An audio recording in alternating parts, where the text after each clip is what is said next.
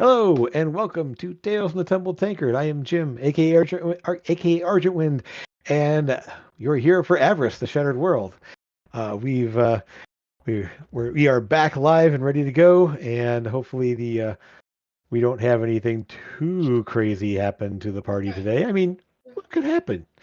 Um, so before we get started there, want to remind you all that we do have our Discord server. If you're looking for D&D games, there may be more coming up soon.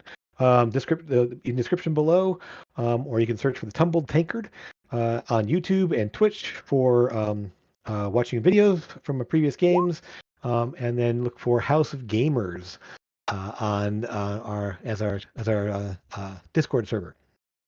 So feel free to jump in, check things out there, find some campaigns, and check out with a lot of fun group of people like these people here. They're pretty fun. So we are going to jump in from last week here. Quick recap before we take off with this little fight you guys have gotten yourselves into. So last week the party started off in Raven's Crest, having been able to get a little bit of rest in there overnight and find out more information about what's going on in the region and deal with first stealing away the Dark King's skull back in its hiding place with its little undead guardian, along with planning for some other guardians as well, be constructs and/or actual guards. Keep an eye on things. After that, the party ended up meeting with the Council of Raven's Crest, the newly formed council, consisting of the mayor, Elbus Draymark, the Minister of Defense, Duncorn, the former captain of the guard, the Minister of Finance, Danis Fairwood, our the former wood baron of the town, and Minister of Innovation, Nimbus, the gnome mana technician who runs the magic shop there. Beyond that, the party met in kind of passed along some information, and then started making plans for how to get up to Silverleaf Village to deal with this group called the Order of the Green Vial, which seems to have been responsible, at least in part, for the death of Trevor's parents. And from there, the plan was Sarian, I to need my notebook when you get a second. push to talk there. And you're not muted. Okay, one sec. So from there, we do have the plan was to use the airship, the Sable Drake that they arrived at Raven's Drake on, to once more head north to Silverleaf Village. The captain was willing to do so, but it would require a new contract, and it was offered to be paid for by Danis Fairwood, Elia's father, and with the stipulation that he would get to come as well and actually take a trip on an airship built from the very lumber taken from his groves. In addition to Danis going along with there, Elia insisted is going as well, and we had a bit of a guest star there with our producer Natalie taking over as Elia for a session, doing an amazing job. The party ended up traveling north and ended up the airship put down in a clearing a couple of miles away from the village itself. Elia turned to bird form and did a scouting of the area, finding kind of the best route to take for the most part and getting an idea of the layout of the village itself. The party ran into a scouting party outside on the way to the village there, consisting of some wood elves and a few snake folk, Yuan-Ti, and a giant constrictor snake as well that was traveling along there. They dispatched the scouting party and decided to take the overgrown path around to the north side of the village. And we're going to switch ourselves over to that map to kind of see where they ended up. Zoom out a little bit here to around probably 70 or so is a good spot. And as the party approached from the north, unfortunately, the party are not masters of stealth, especially with a 9-foot tall red-skinned slod slogging along through the trees with them. And the Dragonkin Paladin in full plate and the Gnome Artificer in half plate. And the party ended up making a bit of noise there, catching some attention. And a sniper made his presence known, taking a shot at Trevor and sending a message to him, revealing himself as as a hobgoblin they encountered way back at the museum heist in Port Oris. The party had killed off and or captured everyone but this hobgoblin who got away, and now he's here, seemingly involved in this operation in some way. Not knowing exactly, but the party had positioned themselves. Elia ended up setting up a chain lightning over a large section of the village there as the clouds overhead roiled with thunder and lightning. And we start off the turn order with Sora, who is on approach to the wall. Just to recap a couple things here real fast. Sora, you've used your inspiration already, and I believe you have divine favor on you currently. Is what the little stopwatch is that's on you currently. So you are maintaining divine favor. As I understand it, Lucas is currently greater invisibility, and that's all. And Amethyst is maintaining the summon aberration for the slot. Oh, interesting. For the turn order, it says I got a 6. I rolled a 6, but I have a +8 to my initiative. I may have taken. Oh, I know why. Okay, so let me. Okay. I think because your roll 20. I didn't use your sheet there, so let me just see what you rolled. I believe it was a 2, so you should be on a 10. I should be 10. Yeah. Yep. Let me fix that real fast. Yeah. More. Okay, and Just then keep looking for it for me, please. and Elia's already gone, so here we are. Because if it's literally not at the end of the bed, I have no idea what happened to it, and that's not good. Still not muted. Yep. Sora. I'm getting so mad. Okay. Let's go ahead and put. There you go. You have a little I have a new headset, guys. The new headset has it on a different spot. Okay, well we'll figure it out. We're all set. So, sorry, it is your turn. You are you spent your last turn approaching the wall. You are now about 15, 20 feet from the wall itself. The wall being about 9 feet high. You know that Trevor hopped over the wall and was shot a couple of times, or shot at a few times. And the sniper that made his presence known with a loud crack of report of his rifle went bounding off somewhere in this direction and hit again. So Sora, what are you up to? Yes, but my friends are all running over in this direction, so that's probably where I'll go. The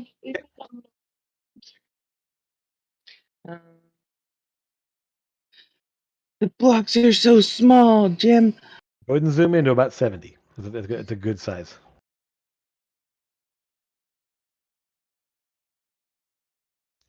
It's a big village. I'm sorry, I couldn't. You're fine.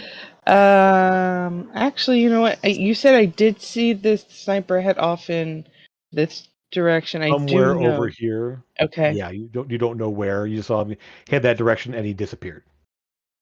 And I'll probably swing more to the right of that tree. And you know that Trevor did drop over the wall here, and some arrows got shot in his direction. How long is it? How much would it take to get up over the wall? Give me an athletics check, basically. It's going to jump and grab. You're fairly tall. I mean, you are tall, so it takes about 20 feet to get there. You can go ahead and get up over the wall and drop on the other side if you give me an athletics check. See how well you do.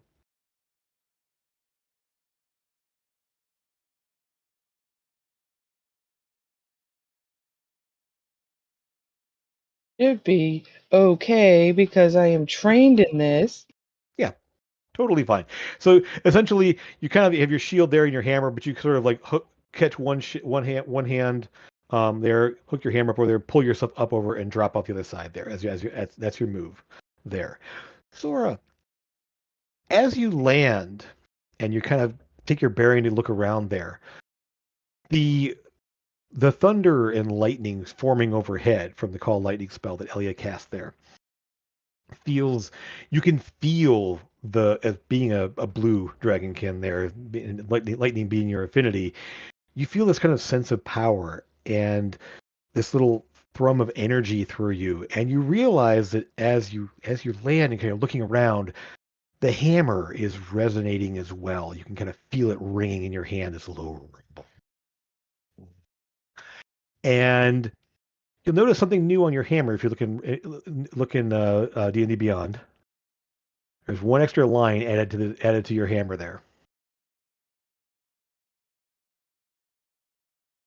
If you have that up there.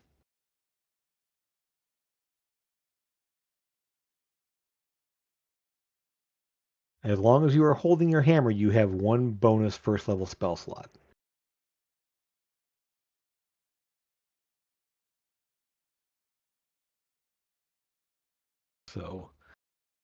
So that is something, as you land there, that energy thrums through you there, and you feel this slight surge of power as your magical capacity grows a bit. So from this point, you can definitely see through these huts, and there's a person here who actually is standing up on top of the hut and fired off at Trevor here. There's a couple of guys you can see through the way over here, and a big snake. And that's probably all you can see from that angle there. There's some trees and shrubs and stuff in your way, but you definitely spot this one here and these two guys and the snake through kind of the pathway between these huts. These huts are about 8, maybe 10 feet in diameter. Actually, about 6 to 8 feet in diameter if you look there. Just about maybe 8 feet high. They're raised up off the ground by little stilts, about a foot or so off the ground, and these kind of conical circular roofs on top. They're mostly thatch.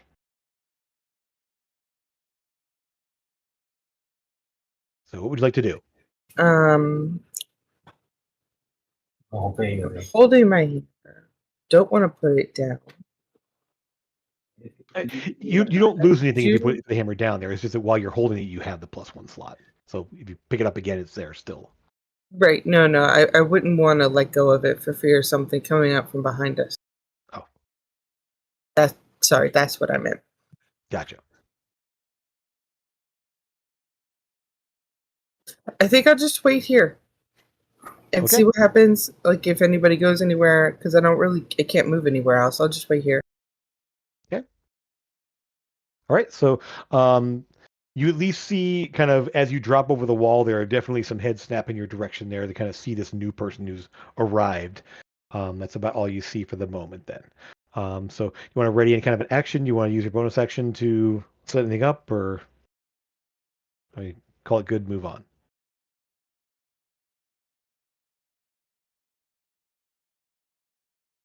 Oh, and I forgot something here.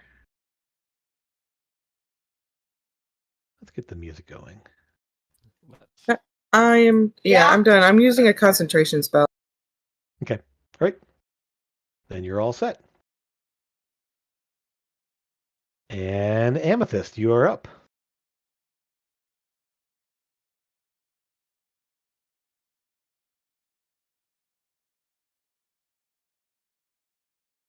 Sorry, I was just about to cast a spell, but then I realised it was a concentration spell, and I'm already concentrating on keeping Mr. Slord out. So yeah. And I'm still controlling the slots. You just tell me where you want to go, what you want them to do, and I'll move them the directions.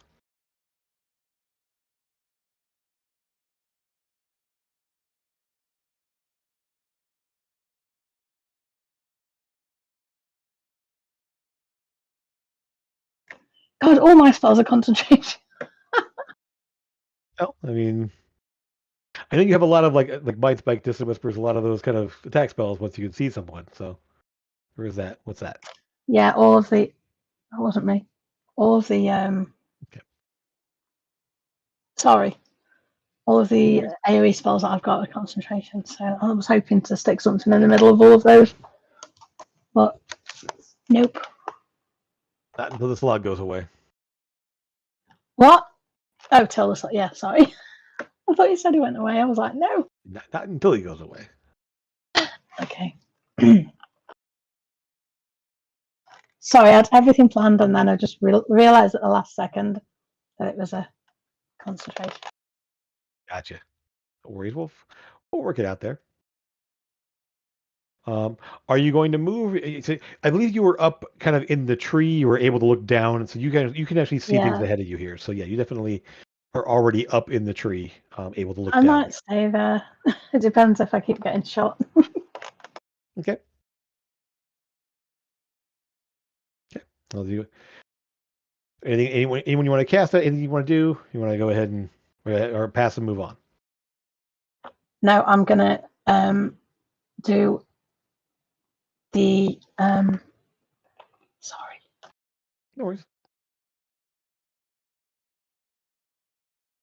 I'm Oh, gonna do and Mind Spike. I believe you said you spotted this one out here on your angle there. This was the hooded figure that had a longbow and shot it at you. He's over here on this little pier outside this building. Yeah, that's who I was gonna aim for. Okay. With my Mind Spike. Okay. The little mental projection of purplish energy forms kind of over your head there. Yeah. And you launch down at him. Okay. And then I'm gonna send the slog straight to him as well. Okay. You're gonna bypass everybody that's in between here and them. He's gonna get. Yeah, he's gonna have people in his way to get there. So yeah, I'll just go for the first one then. Okay. All right. So Mind Spike at the guy on the pier, and then the slot at guys in the way. Okay. Yeah, this guy. Okay. All right. So and then I need to.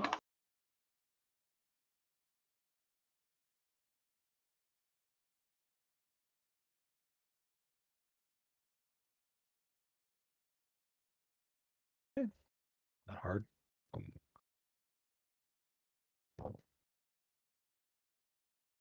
Okay. I believe I can roll as attacks here because I think it uses your attack bonus, doesn't it? It's not adding what it's supposed to add, is it? No, it's not at all. It's taking +3. It should be +6 or or is it? It's 1d10 +3 plus the spell's level. So it's a level 4 spell. So it should be +7. Yeah. Plus a D10. Okay. Right.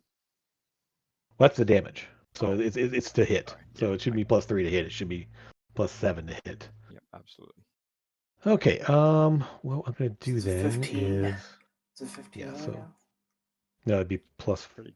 more, I believe, because it'd be 11 or 12. I mean. Oh. Okay, let me just double check that guy's AC. There's a lot of Oh, guys. it's my spell attack modifier to hit apparently. Oh, okay. Then which is +6. right. So it's not the +3, it's a +6. So another +3 to that. No, so sorry. The nice thing is that's what a slot normally has is +6 to hit, so I can just use his normal attack. Okay. So I will go ahead and do. He will reach up there and claw the guy up on top. Definitely hitting. Why is there no hit points on this dude here? He has. Okay. Shoot. Oh, Sorry, 1d10. 1d10 +3 plus the spell's level is the damage. Interesting. Okay. Sorry. So D10 +3. That's not even remotely correct. Okay, it's weird. All right, so D10 +3 plus so D10 +7. Okay. Wow. Yeah, we're gonna need to fix all this. So it rolled. Yeah. So I can just roll a D10 Yeah. +7. Yeah, that's good. Sure, that works there. We'll call that good. He definitely hit. And I believe he does attack twice.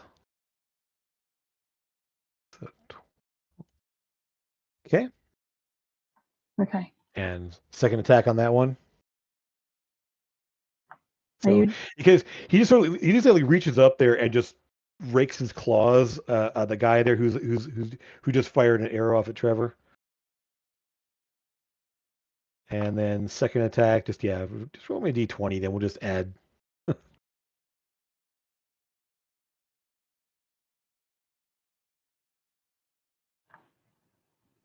plus? Is that +6? Yeah. Yeah. Yeah. Is that not hit? Yep. 16 AC will hit this guy. Yep. Actually, the first one would have missed, so second one actually does hit, so we'll call that good.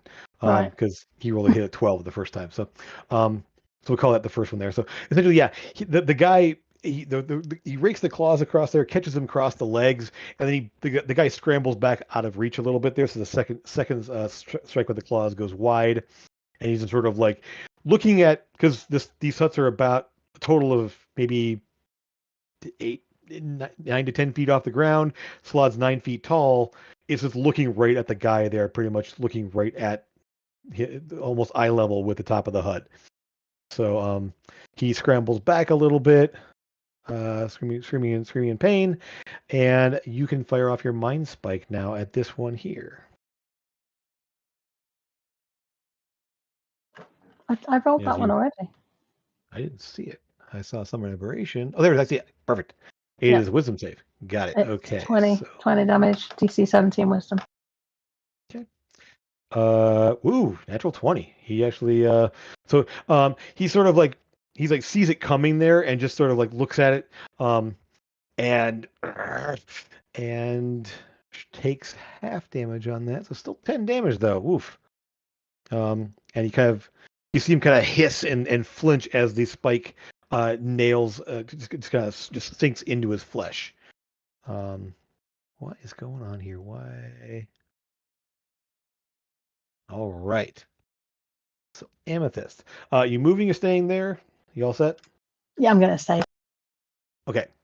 So, next there's a bunch of people you don't see currently, but let's go ahead and take care of some of them. That's it. I know what he's doing. That's fine. Next, nothing there yet. Nothing there yet. Okay, the snake. The snake.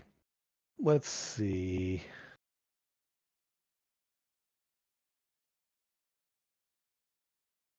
A snake is going to go in and attack the slod because it's the bigger target that's closer, and snakes are not smart.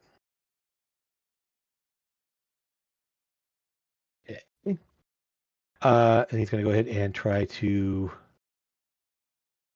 wrap around the slod. Okay, does not have advantage, so it is not going to hit. So the slod, it sort of like starts to wrap the slod, and the slod just kind of pushes it away as this massive snake starts coiling around with the slod's legs, and it just sort of shoves it and keeps it at bay. So the snake is done. Nothing happening there. Trevor, you are up now. I'm about to do something quite what's the word for it? Yeah, stupid. Stupid? Okay. This happened, guys. All right, so I am going to. I can get right about here with my movement, right? By getting through, working my way around. That counts. Yeah, so basically you run to the wagons. Now I have a question before I do this because I would know seeing it, so it's more of a DM question. The gates or the fencing for these the steer, right? Over here? Is it like more like is it more like for cows, meaning it's low, it just keeps them at bay, or is it really, really high? I mean, it's more for like cows and goats and stuff like that. So yeah, they're not super high. I'm getting messages. All right, so for now, I am going to shoot him. Okay. So you roll over there. I will point this out here. You are standing now on a massive, right on the edge of a large circle carved in the ground. There are strange runes and there's sort of a dug out pit in the center that is stained with what looks like blood and strange writing circling this little dug out section here. I'm not going to retcon it because, yeah, I didn't really put that together. But I am going to take my and you have run by these two this massive wagon here. Yeah. That's easily double the size of this wagon over here.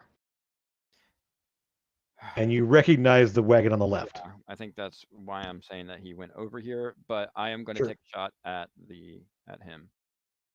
Okay. With sharpshooter, of course. Okay. I'm going to re-roll that. With what? Oh my god, 2 natural ones. Well, I've not seen them yet, so yeah, they came up. They're both natural ones. That's never happened to me before. Okay, so since this is your pistol and this has never happened before, this is a misfire. Yep. So I need you, and yeah, nothing. I don't know why they're not. Nothing's coming up. Yeah.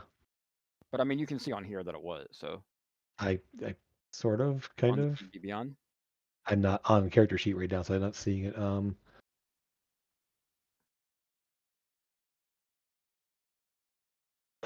Yeah, I don't see it. So I mean, I'm okay. So I'll need you to go ahead. Essentially, when you go to fire there, as you load that first shot in there, something about the way the bullet's in there, it just lodges. I'm gonna roll something real fast to see what this looks like. Okay, so essentially the gun jams as it goes to launch the projectile that's stuck in the barrel there. Somehow gets off centered, and it literally jams in the barrel and won't release there. You're gonna need to spend an action clearing it. Yep. Actually, you can since it's only a jam this time, you can spend an attack clearing it. I would have to blow an action surge to do that this turn. So that's why you only fired one bullet so far. Fired one bullet. Oh, got it. Okay, cool. You spend an attack, not an action, but an attack. That. All right, I'm gonna take it and love it every minute of it. All right. Yeah. So you basically the gun jams. You reach in there and kind of work it out there. Work something in the barrel there and dislodge the bullet and simply pop it out there and is ready to fire again if you wish. I rolled a 17. Is it still not coming up, by the way? Not in roll 20. Is your beyond 20 activated? Your extension? Well, that's 15 damage, but it's not. From what? Because I don't. That's what it rolled on D&D. Okay, yeah. But the problem is, I don't have it on this computer, so I'm gonna. I don't know how to add it to it, but. Go to your extensions and download Beyond 20. So effectively though, that means that so you fire once, jammed, you spend your second attack clearing the jam, and you are there. Do you want to do it with your bonus action? No, I mean there's not really much I can do. Hold on. Okay. Trying to download D&D Beyond, guys. Sorry. No worries. Well, like I said, so we can move on to something else here if you have anything else planned. Okay. That's going to be it, guys. I'll try fixing this in the meantime. Okay. So we have the Malisons going, and there's actually a couple extra. In fact, Trevor, there's one that's moves out from this tree over here, right next to you, and steps up into melee with you. Goody. And this one here, seeing what's happening over there, doesn't really notice you since the shot didn't go there, and still sees Amethyst, who just fired at him, is going to go ahead and attack Amethyst. You see him pull up his bow. He's with a long bow, and let me just pull his stats up here. Good. All right. So he kind of like rubs away the pain from his shoulder there and draws his longbow out again there, lining up a shot and is going to shoot another arrow at you. Okay, 23 will hit. So the arrow just kind of comes streaking toward you, and just was this goes just past your left arm, kind of grazing through there, but you feel the burn of poison as well for 13 total damage. And the second shot, I gotta go to. ooh, 19. So the second shot also hits you for 10 damage. Wow. Now, Trevor. You were talking about her, right? No, now it's your turn. The one that's over here on you. Okay, cool. So how much was that? This isn't you yet. I'm about to start attacking you. So the guy's sitting there. So, Amethyst. Yep. Let's just say that's 23 damage. Take 11 damage back. Oh no. As you feel the connection between you surge, and some of the pain that you feel from the burning sensation there lessens slightly. I'm gonna say stop it. Nope, not gonna happen. And let me go ahead and take some damage off there. Okay. And yeah, you know she's back there behind you somewhere, so so take a little less damage from that. Trevor, so in this one, he actually as he stepped out of place there, you can see him. This one you see his hood kind of fall back, and his head is a snake head. Just smooth greenish scales. Humanoid body all the way down there, but you can definitely see scales all the way down. But his head is that of a snake. And he lunges in toward you and goes to slash you with a curved sword, a scimitar, first. 19 will hit you for 8 slashing damage. And then he leans in to try to bite.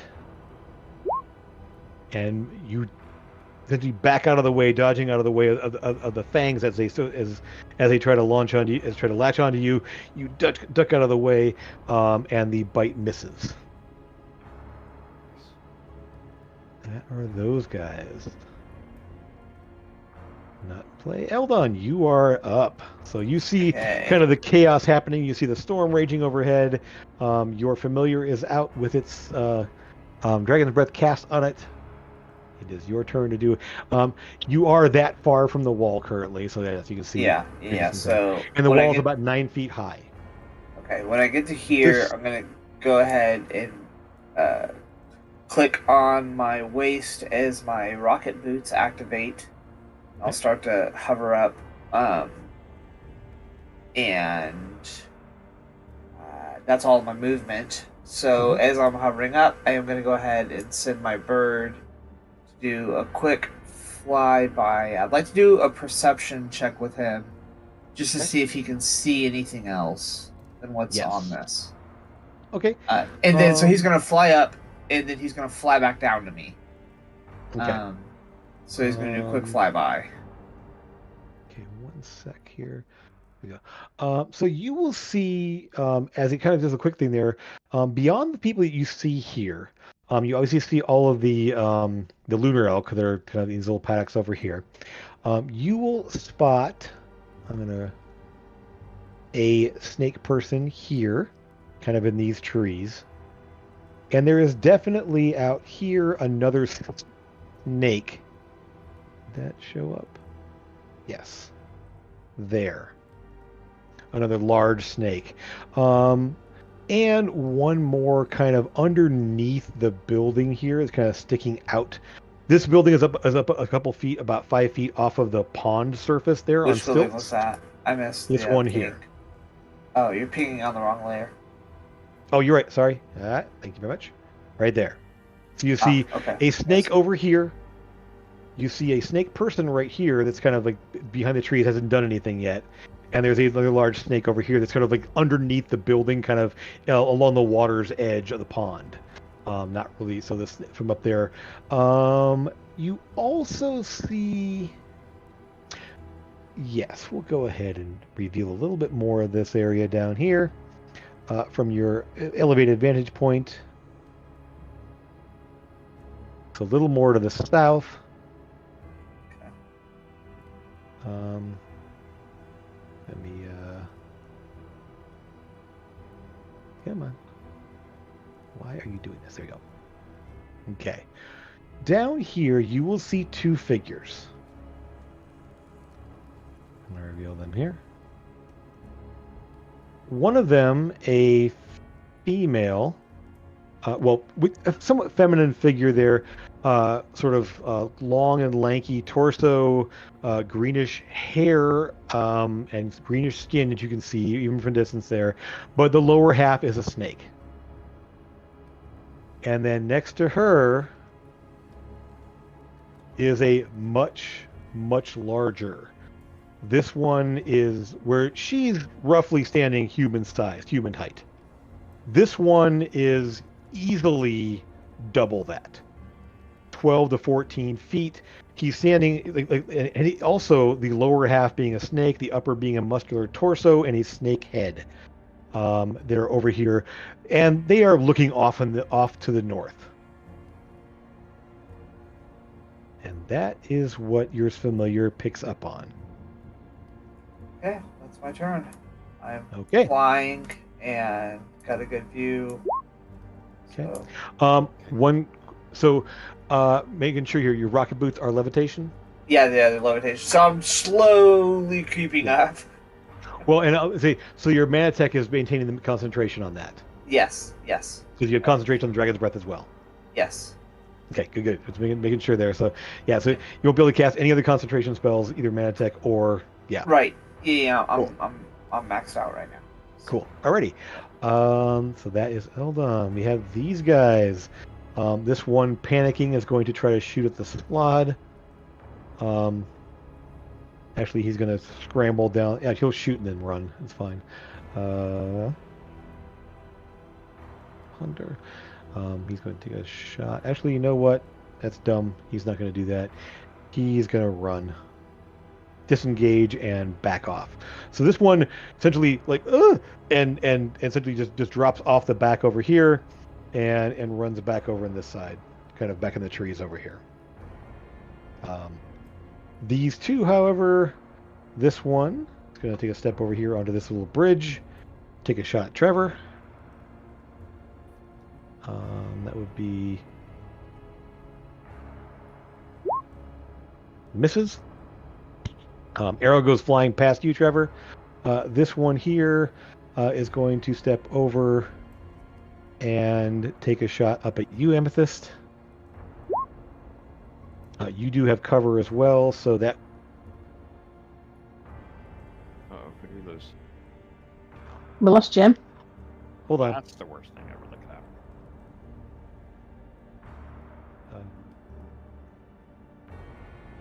Am I back? Yeah, but the cameras are all screwy. Yeah, it should go back. Check in a second here. It should reset in a second. I hope. My camera's back on. What just happened? Discord just shut off on me all of a sudden. There it goes. Okay, cool. We're back. I think. Yes. All right. Good. All right. So sorry about that. What happened there? But okay. So this one, taking a shot at you with the cover that you have there from the tree that you're standing in there. The arrow kind of thunks into the, actually thunks into the wood just next to your head. And that is him. Let's see. Any more? Nope, we're all good here. That's everyone there. All right. That's everyone here as well. Okay. All right. Let me just go ahead and do this real fast. Right. And with this, from your vantage point where you're at there, Eldon too will see this, but even that's the way here. A very short-looking figure in a hooded cloak there comes walking out of this building way down here. and walking up along this pathway and ends up right here. You don't see any weapons in his hands. There's a little cloaked figure there, very short, about 3.5, maybe 3 feet tall. And that's what you see. Let's see. You will also see another one appear down here. It seems to have walked out across this little bridge and is coming over to here. So both of them very short, hoods up. You can't really see any details from a distance on these guys here, but they don't no weapons in their hands. They're just walking in this direction. Lucas, you are up. Can I get to...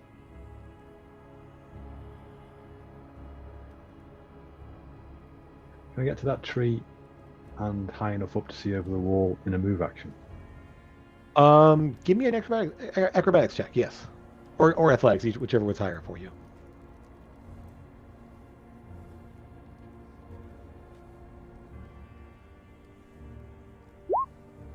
Okay, so it's not hard there. The trees are all pretty like deciduous type trees there, so there's lots of branches to grab and jump up there.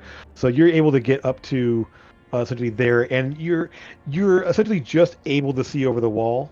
So you can kind of see down. You have there's a little bit of cover for folks here, but you can definitely see the people down, kind of on the ground over here. So you can just elevate enough to kind of see over the wall. You can see the slod here, obviously. You can definitely see the slod, like his head poking up there.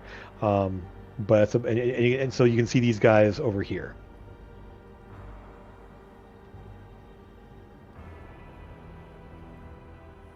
So I'm going to drop a fireball. Now, do you have fireball on your spell list, or is it Yeah. from your instrument? Okay, good. Yeah. Okay. Okay, let me get that template out there so we can see where that's hitting. Let's see.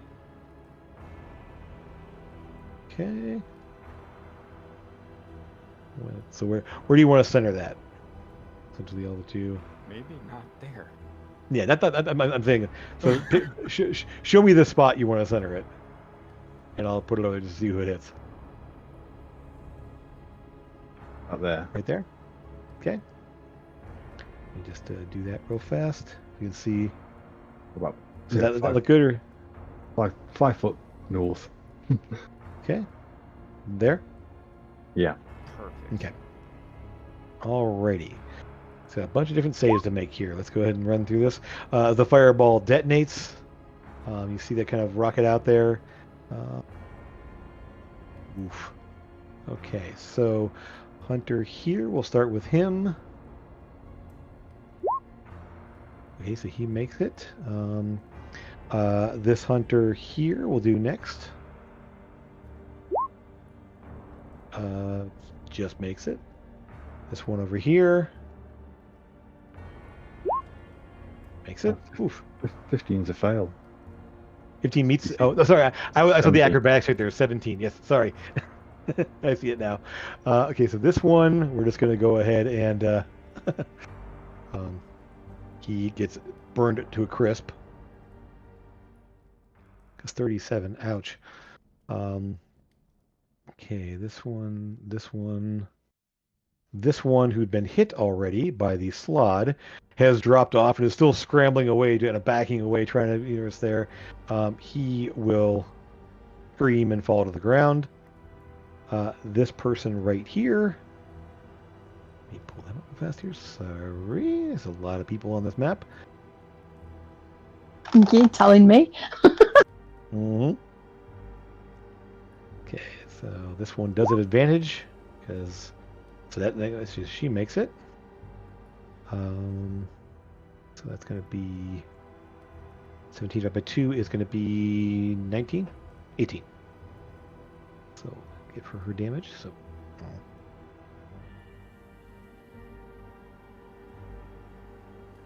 All right, so she screams, and this one here will be the last one hit by this that you know of.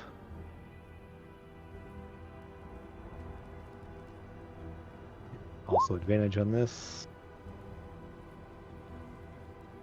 It does not. Okay, so that one takes the full 37.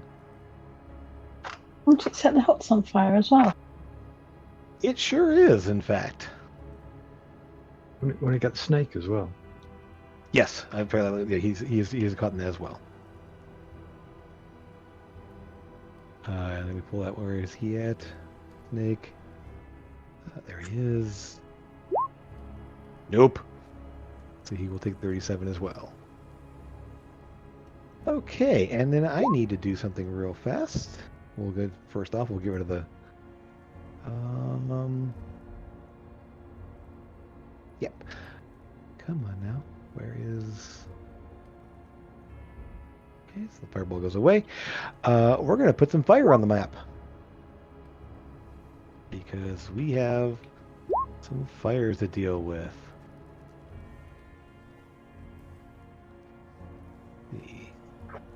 I hope Ali wasn't mad at you for setting fire to trees. So essentially, this one, this tree is on fire. This tree is on fire.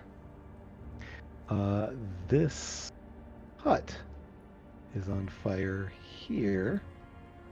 And I believe this one got caught as well, but we'll call that one good. And then we have... Sorry. This partially on fire here. Okay. So... and yeah, we'll throw this. We'll just put this little tree here on fire as well. This guy died horribly, so he's gonna. Oh, come on. There. So, yeah, unfortunately, I don't have the little campfire-looking ones here, but oh, and yeah. So, various places are on fire at this point. We'll call that. Anything else, Lucas? That was your move and your action. No, I'm good. Okay. She is going to scream and run from the fire. Which way is she going to go? This way, I think. Going to run back over here, just running away from it. Let's see here. Yes.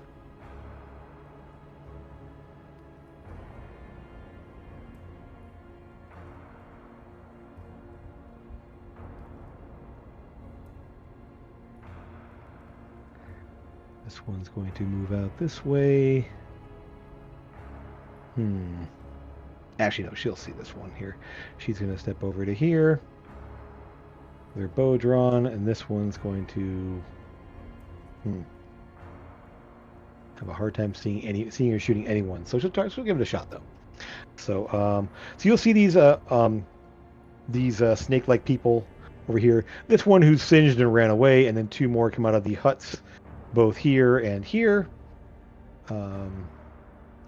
and take shots. One of them at Sora over here, who will be getting some cover. That was a 21 though. But with the cover you have there, that is going to plunk up your shield, Sora, as a shot comes really close there, as it slams, just catches your shield and slams off into the wall next to you, just barely missing you. This one here doesn't really have an action, so it's just going to move up around this way over here. And well, she'll take a shot at you as well, Sora, since you're there. Nope. Yeah, this one, she can't land up a shot there. It's sort of the arrow just kind of goes wide. That's all them. Elia. So, Elia is going to... Amethyst, you kind of, as your shoulder there, as you hear this, as Elia changes into a giant eagle, and just goes straight up, 60 feet, just straight up, and over a little bit, so right about here. So we'll just go ahead and make sure we've got this marked as she is currently with a wing. That's her action. She doesn't have a bonus action to really use in this case. So and so because using the chain lightning is an action, so launches up and out of the way. Thora. So the enemies are arraying themselves in front of you at this point. You still don't see any sign of the sniper guy. No, but I saw that arrows came flying at me. Yes, and you can see them moving through the huts over here. There's these two snake folk over here. Yep. Okay. All right. So you kind of wade in the middle of them. This one is very, very singed badly, but she's a little out of your reach. And I still have Divine Favor going, so it'll be a D4 on top of all of it. Damage-wise, right? Yeah. Yeah. Okay. Then roll that first attack.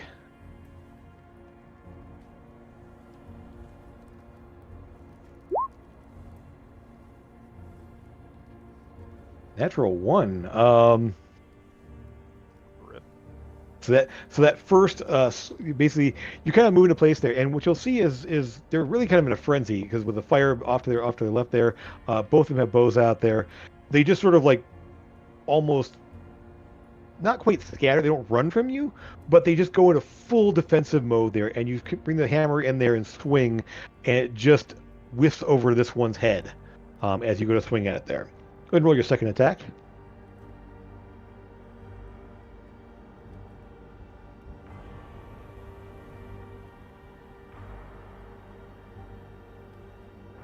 You have a choice of which one you're attacking? It's just the one that's right in front of me. Okay, this one here. Okay. All right. So second swing.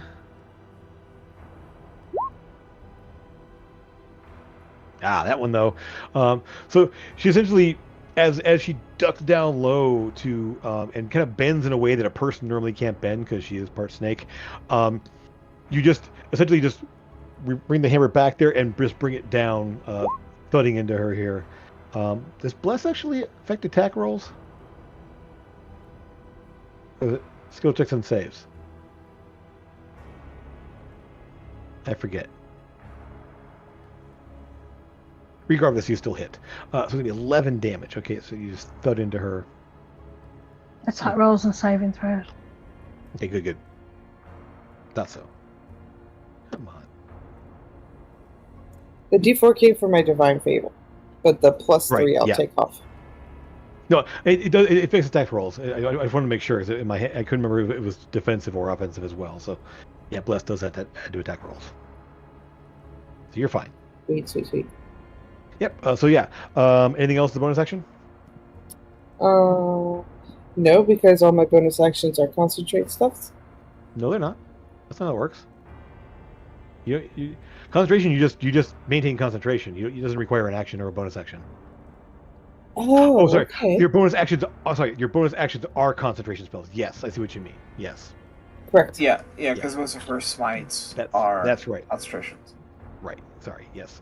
In that case, yes. Not every bonus action is a concentration, but yours are currently, yes. Sorry about that. All right. So Amethyst. You had some arrows come at you. You see, you kind of hear the wings flapping behind you as a giant eagle, dark, almost black feathers tipped in green, as it launches into the air up over behind you. You know that Eldon is hovering off to your just be a little bit to your left behind, hovering up, looking over the wall, and you have no idea about Lucas. Lucas is invisible. I'm gonna cast Dissonant Whispers on that guy that keeps shooting me. All right, so and I'm gonna go ahead. No, carry on. No, what were you gonna say? Gonna what? I was gonna say I'm gonna go back down the tree, so I'm not visible over the wall. Okay. Yeah. You have a climb speed, so you can just go up and down the tree as much as you want. Yeah, that's what I was thinking. Cool. So you just whispers and then drop back down. Okay. Cool.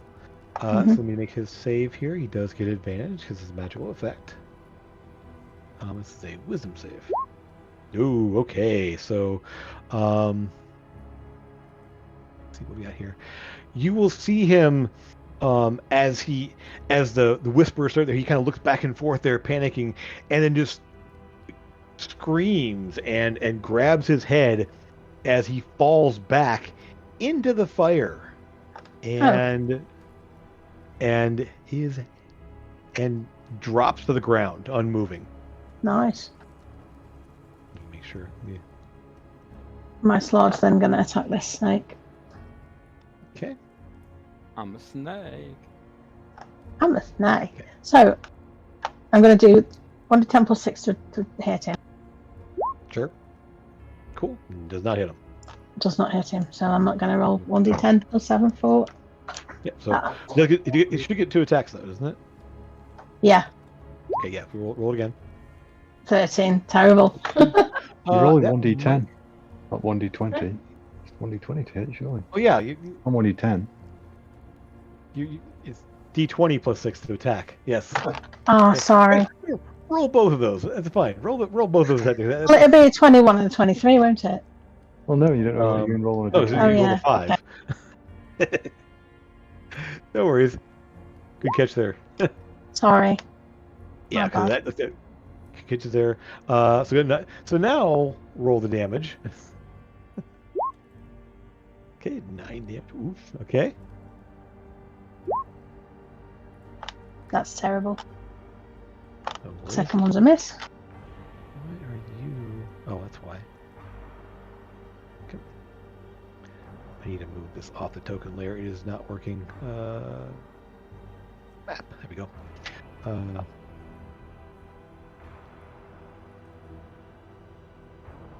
But so that first one was 9 damage. Okay, so cool. So yeah, it rakes its claws down the first time.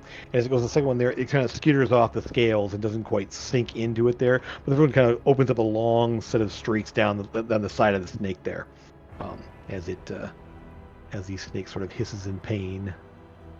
And move all these fires to the map layer because keep clicking on them.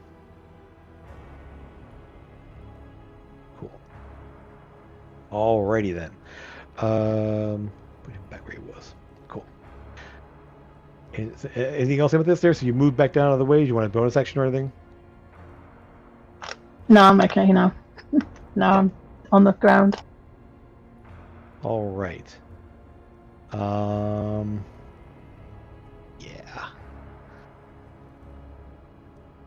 Pull up my guy here.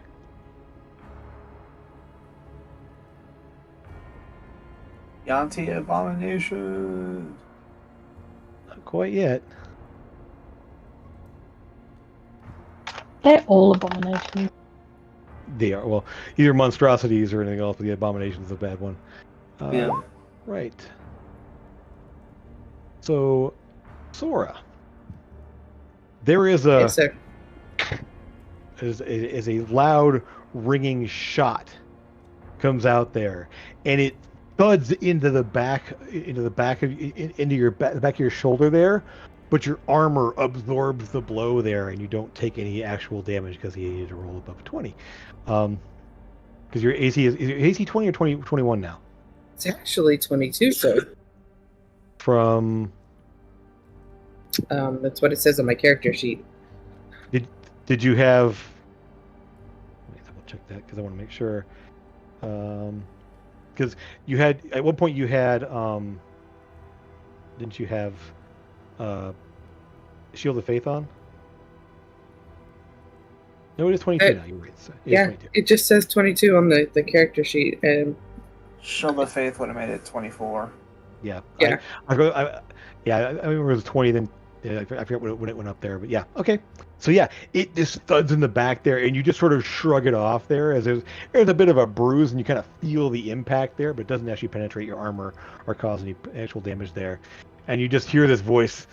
You need to go down. And let me go ahead and roll. Okay. I heard something say I need to go down.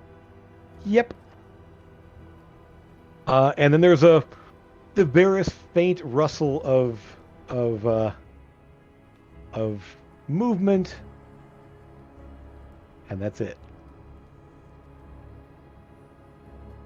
Amethyst, are you and I still telepathically connected? I think so. You're the last person I talked to. Yeah. Then I will probably tell you what I just heard. Somebody said after they shot me, tried to go down. And I'm assuming that meant that they're trying to go underground. I think they mean they want to kill you. Well, you I to mean, go down. they all want us to kill us, but I think he's underground. They are snakes after all. Well, yeah, you don't know what shot you. Just Yeah, you just and you actually heard it with your ears. He said it loud enough to be able to hear. Just the shot, and anyone who's perceptive enough there, the shot came from right here, and then gone. I am not among that crowd of being perception. I think you're on the wrong layer, Jim, because I didn't see a ping. Yes, right. Sorry. Too many things. It came from right here. See that one now? Yeah. Yep. And then, yeah. You look, nothing is there. Feel a little more off this side over here. Whoop. Okay. All right. Okay, then. Those who can see it there, Trevor, definitely Eldon. That's about it. You will see a large snake-like figure.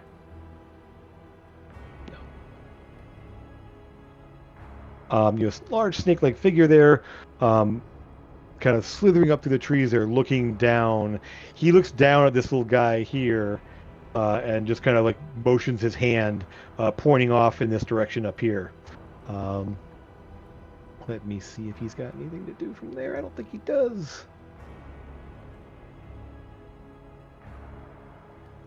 No, he's fine for now. Yeah. You do see him, Trevor, as he's walking toward you there. He just slowly draws this scimitar that's larger than you are off of his back. And just kind of starts waving it around there, and it's like, you should not be here. I will make you all sacrifices. As he just steps forward calmly, waving the sword around there, and looking in your direction. That will be him. Trevor, from where you're at, you're going to see something appear here, but do something a little strange. So you see a cloaked figure there, step out of this thing here, and he moves over to here. He actually moves over to here. He's not even looking at you. He's looking at the elk and kind of putting his hand up at the elk there, and is just sort of like kind of motioning out to them, putting his hand up. This one here, he actually touches on the nose and just sort of like rubs the nose there, and is just sort of like glancing over his shoulder in your direction, but doesn't actually make any move toward you. Yeah, and I'm guessing I recognize him, correct? Yeah, you think so. You're close enough there. Yeah, you've seen this guy before. Yes. Okay. His hood's up there, but you recognize the there and the fact that what he's doing. There's that. We have snakes. Snakes. Too many snakes. Sora. A large snake comes slithering up over the fence that's right here, just literally massive there, and just sort of like tries to wrap around you. And we have... Nope. You kind of push out of the way as it doesn't quite get all the way around you there, with the other Yonti that are here. It sort of gets in their way and sort of slithers around, and we'll just say it ends up around the side over here, on the back side over here. but you essentially deftly shove out of the way of its coils and don't get wrapped up in it at the moment. This one here is going to slither on out, moving 1, 2, 3, 4, 5. And from where it is, it's going to actually try to bite you, Trevor. It does not. You see this thing coming there, and the teeth lash down at you, and you jump back out of the way. To move up this way, kind of following in the wake of the big guy. Is there...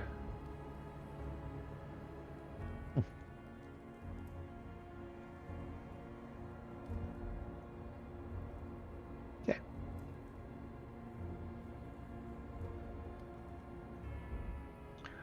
Okay, that's everyone there.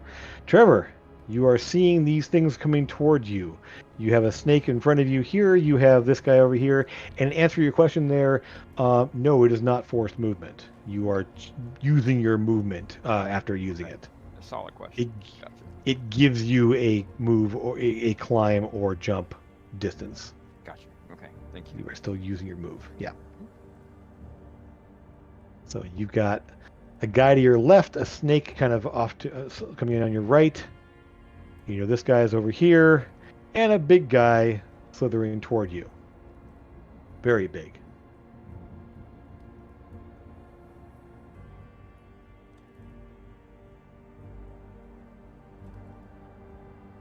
Trevor just smiles a little bit, but you can tell he's like trying to hide the fact that he's actually like knows what's about to happen. Oh, it's my turn. Okay, cool. Yeah, it's your turn. Yes. Sorry. Yeah, those. Gotcha. All right. Nope. I'm gonna action disengage and Okay. use my movement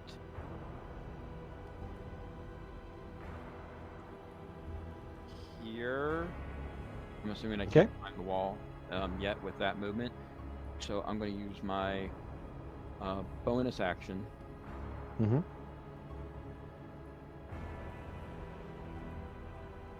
To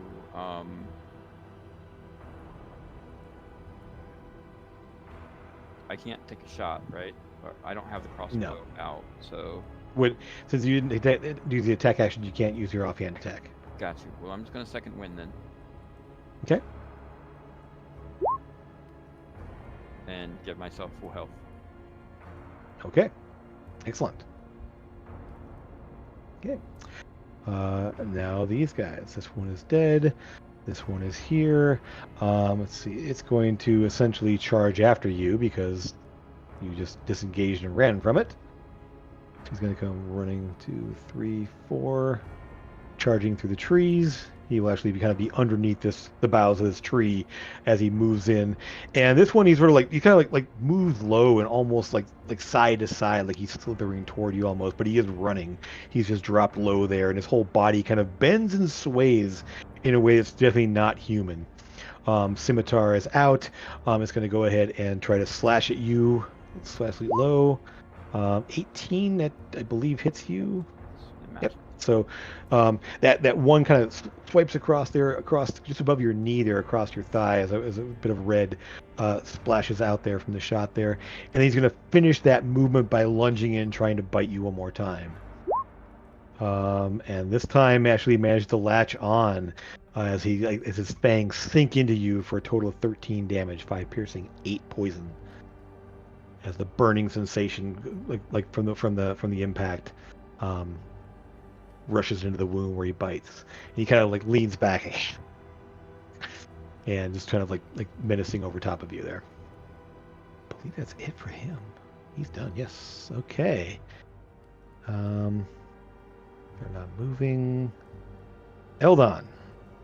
Okay. So you kind of see Trevor run toward you and disappear kind of against the wall almost there, and see this one rush up after him. And so how levitate works, I kind of continued going the motion that I was going, so I figure I'm like kind of up and then at an angle. So I'm like, I'll go with that. The sort Say, of rocket boots are kind of like you're kind of like going up at an angle with the rocket boots. Yeah. Yep. Until you cut your thrust. Right. Yeah. So, I figure I'm like above the platform. Yeah. It's just a palisade wall. There's no walkway Okay. on top of it. Okay. It's Cool. just a So palisade. I'm like 15 feet up, basically. Sure. So you're gonna be Um, looking down now. Yeah. So yeah, I'm looking down. First things first. This big old ugly circle right here that's glowing with magical energy. It's not glowing. It's just carved into the carved. It's in a divot in there, and there's like room. There's like words of like scrawled into the dirt around it. It's not actually glowing, so it's just you just see the Okay, cool. Sort of a depression carved in the ground there with some writing scratched into the dirt around it. All right, sweet. I like it. Let's do this then. This guy right here glowing. This little snake bro next to Sora. Because she's kind of surrounded right now. So let's do something about that. One second. It's surrounded so much, isn't it?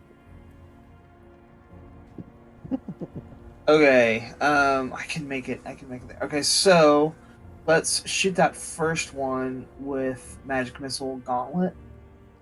This one here? Yep. Okay. You thud some magic missiles into it. Yeah, let me roll those die real quick.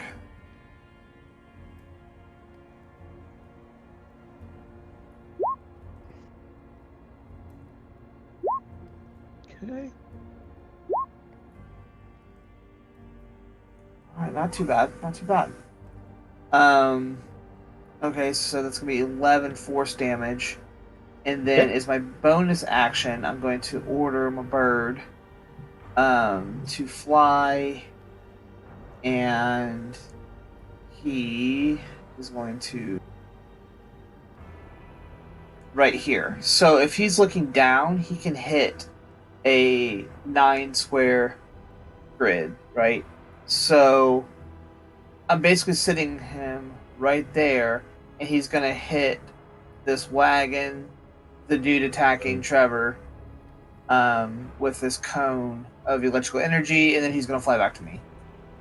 So he's going behind him, and then the wagon. I'm not sure. No, because he hits the way like a cone works, right?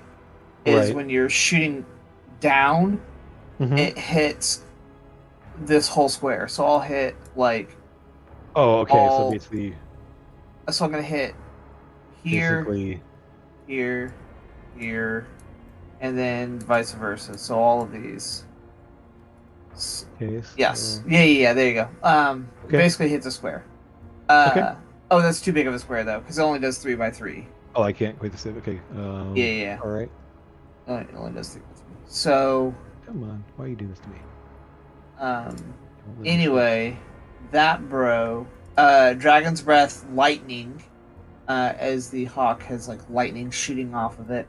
At 3rd level. Okay.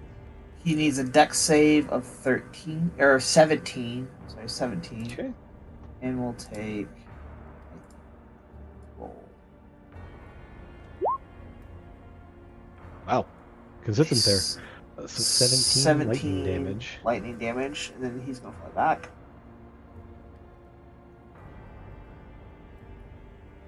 Okay. So, Trevor, you see that the ground all around you just like erupt in lightning as it all hits there. We'll say we're gonna put that little. Let's see, better fire for this one. We're gonna put a little fire on. Yeah, we'll do. No, this. Put a little fire up on this, and another little bit of fire over on. Not there. Here. Okay. And that is my turn. That's everything I can do. All right. Okay. So these guys. Oh God. One left over here. What's he gonna do? He doesn't have a lot, but he just saw something fun happen there. He's gonna actually step over to here to get a better view. kind of watching out kind of moving through the flames there. And Eldon, you're still up about 15 feet there. He's going to take a shot at you while we're in the trees. Oh, at me? Okay. Yeah, because you just caused a bunch of electricity there, and so he doesn't have a good shot at Trevor right now. So he's going to take a shot at you. First up, 19. No, my AC is 20. Okay. And the second shot, he's not have advantage on this one, so 22, 4 piercing damage as it. 4 piercing damage I'll take. I figured you might.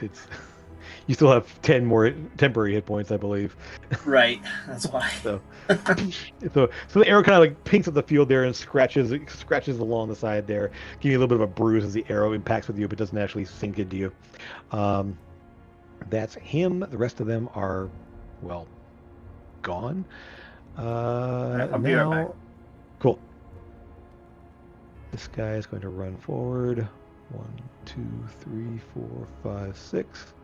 1, 2, 3, 4. So Trevor, this guy goes rushing up to you. He doesn't attack him. He gets to you, and you will see as he rushes up to you, the hood will fall back, and you see about the same height as you, about 3.5 feet tall, somewhere in there, built slightly there. But the skin is pale white, and scales covering the scale there. The mouth and face is kind of smashed in like a snake's would be, but there's still little patches of hair poking out from within the scales, and you see just this mindless like hatred and anger in his eyes that are not quite snake-like. As he comes rushing up to you, his hands kind of like this in kind of claws, and you can see kind of like snake-like fangs there as he rushes up to you. Another one will rush up this way, but that's about all he can do for its movement. But he basically it takes his entire move just to get there, and you see that hood falls away as this little gnome-sized snake-like creature has rushed up to you. Lucas, you are up.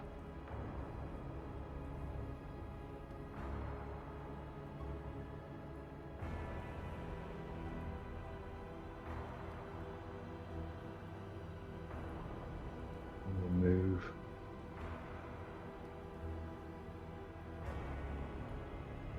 Okay, jump down on the tree, no problem. Climb the wall without any problem. You can give me an acrobatics just to get down and back up again without any penalties.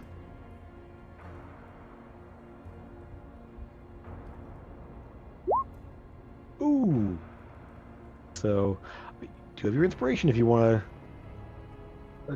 Jim, what are the dots of? I mean, the yellow one's inspiration. Is the blue one? The blue one is actually aid. You actually have five maximum hit points added to you. Yeah, so Sora cast aid on the way here. So you guys, that lasts for 8 hours, I believe. Yeah, I will use my inspiration. Okay. Power move the dot then. Boop. Okay, yeah. So it's not hard to clamber down there. You get to the side there, and you're able to, if you move over a little bit, you can kind of use partially the tree and get up there and get up to the top of the wall, essentially. There's not really a place to stand, per se, between the tree branch and the top of the wall. You can kind of at least get a view there. I believe you have enough movement to drop down the other side if you want. Yeah, can I see the snake from there? This one here or this one? The big one. There's two of them. There's one here on the slot. Oh, this guy. Yeah, the big guy. Barely. You could see it. Yes, you're high enough that you can kind of see over most of the things here, and these buildings aren't super tall, and he is very large. So you can see it moving through the distance there. It definitely would have obscurement and cover if you're trying to shoot it with a ranged spell, but.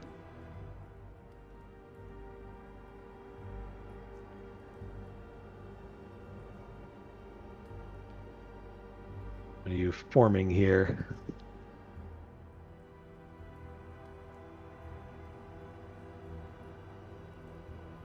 Yeah, I'm going to try. I'm going to cast on him. Hopefully it works. It's concentration, so my invisibility will draw. Oh, is great invisibility concentration as well? Okay. Ooh, I need to see this spell because this one. One sec.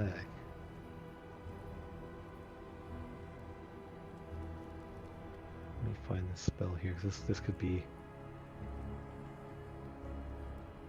Okay, so it is enchantment, intelligence save. Okay. Is it immune to frightened? I don't believe it is. No, it is not. Okay, good.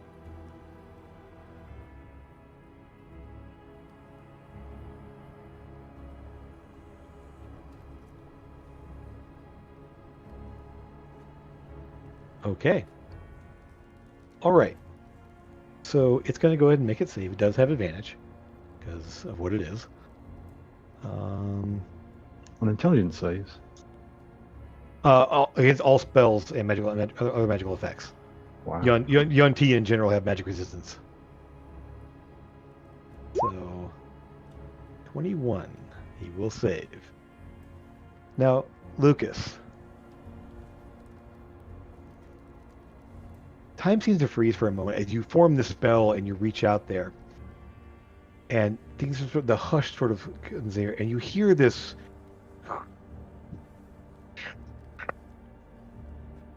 sound. As you reach out and you're looking there, give me a perception check. You can discern where this is coming from and what's happening. Okay. You can hear that sort of like that rasping, grinding sound there, and it reminds you of the sound from your dreams. And it's somewhere in front of you. It's not coming from the book. It's not coming from in you. You can sort of hear it somewhere out in front of you as this sound just reaches your ears. But it is present. Anything else as a bonus action or anything? The rest of my movement, I'll just drop down. Sure. Okay. So All right. So you drop down over the wall. Okay. All right. So Sora, you're being ganged up on here. These guys are going to have a little bit of a bonus to hit you because they're outnumbering you currently.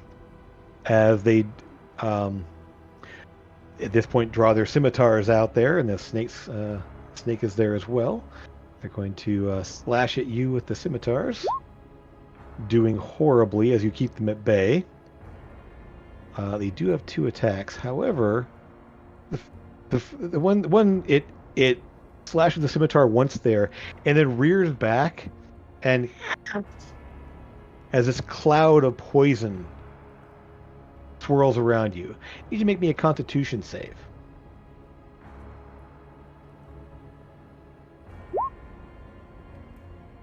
So glad we're blessed. Yes. Oof. Nice. Yeah.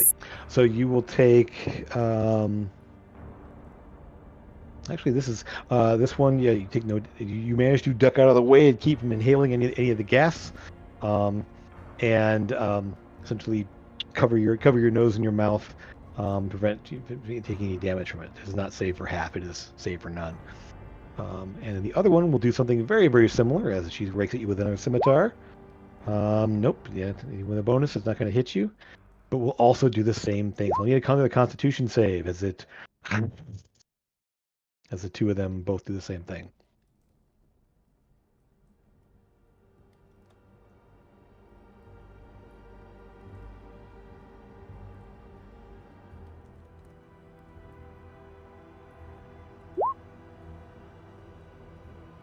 Okay, yes, you just essentially, as the first one kind of there, you kind of see the second one doing something similar and just like really clamp down your hand over your face there and hold your breath until the gas sort of passes over you and washes away. This one here is going to rush around this way. Seeing no good way to do anything. Take a shot at. Nope. So takes a shot over in the direction here, in the slot, basically the tallest thing they can see, and does not hit. Okay. Elia, the first lightning strike.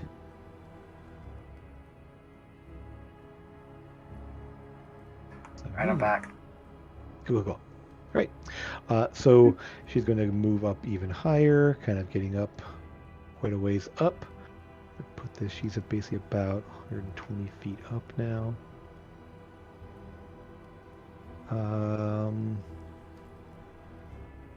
And let's see, where's she going to do this?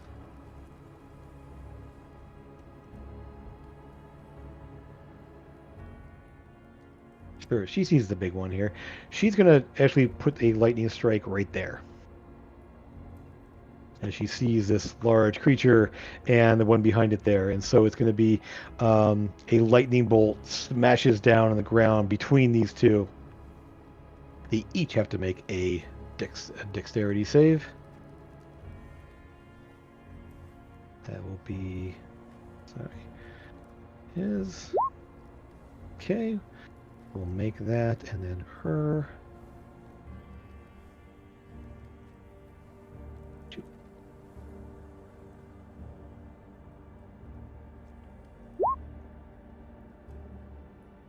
Ooh, okay, so yeah. So each take half, so 3d10. It should be 4d10, because... Yeah, we're outside in the storm, yes. Yep. Yep.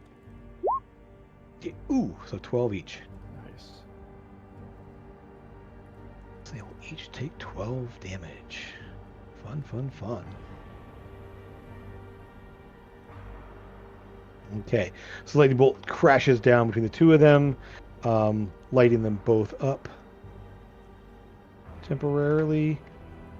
He doesn't seem to take much note of it, but she definitely, as she recoils in pain from the lightning, hits it there. Let me. All right, Sora, you are up. You've got some folks around you there, causing you some problems. Well, being more of a nuisance than anything else at the moment here. Hopefully not for very long. Yes, this one you hit last time for some damage, and the snake has been hit with some force damage. So they're both injured there. This one has not been touched yet. Okay, I'm going to attack the one I started to attack. Okay.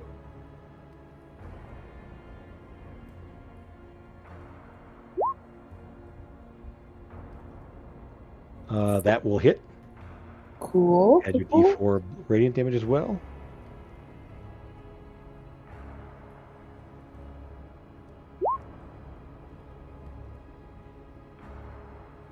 Okay. Bright flash of light as the hammer smashes into her. She gets her head kind of gets snaps to the side as you catch her across the jaw. There, her jaw cracking under the pressure there. She's looking pretty bad. And she shall get a second one. Okay. So.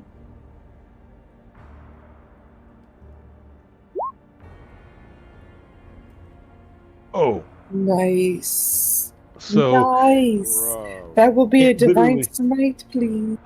Don't bother. Yeah, I love that one. You're not wasting the divine smite on someone who basically is dropping from that damage. So essentially, you kind of call on the energy there, but the divine fury that wraps that draws in there. What did it do? +1/+1. That's weird.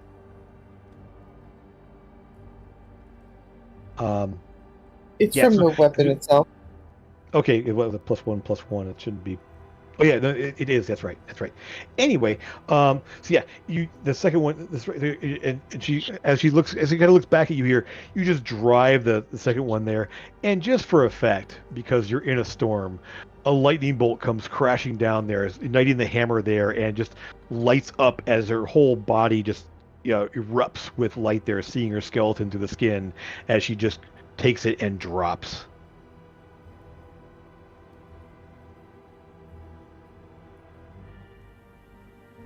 Anything else you want to do?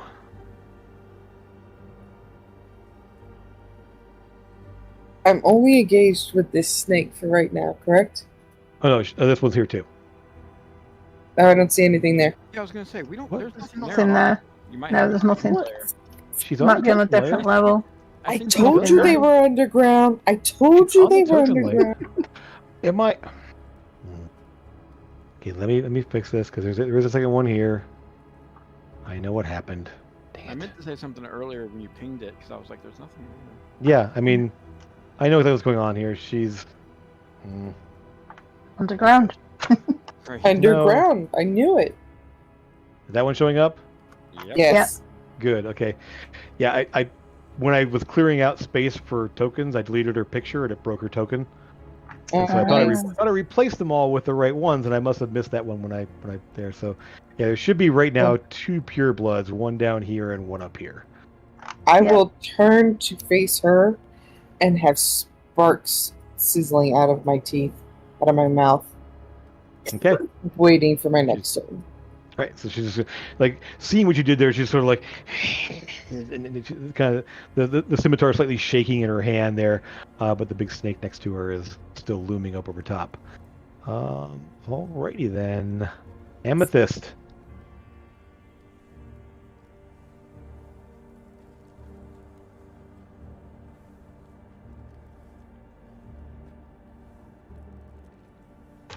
I can climb up and cast and then pop back down again, can't I? Yep, you absolutely can. You with the climbing Cool. speed, you.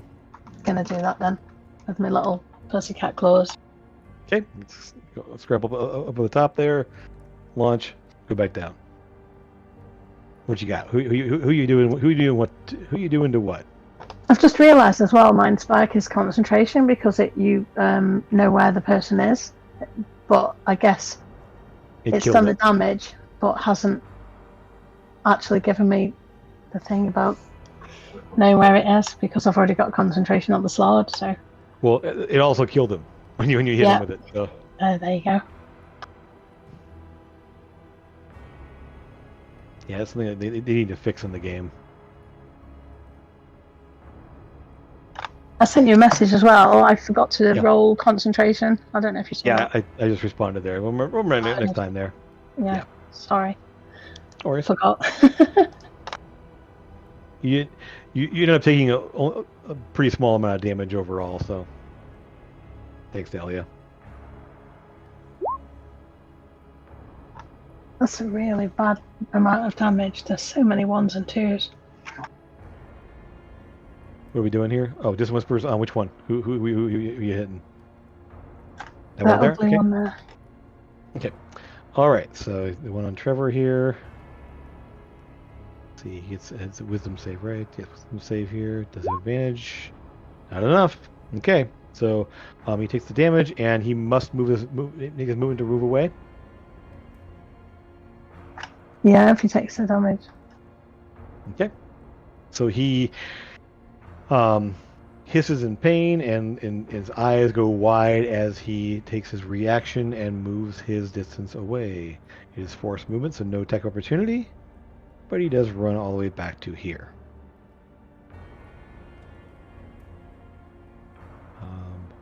One thing you will also take note of while this is happening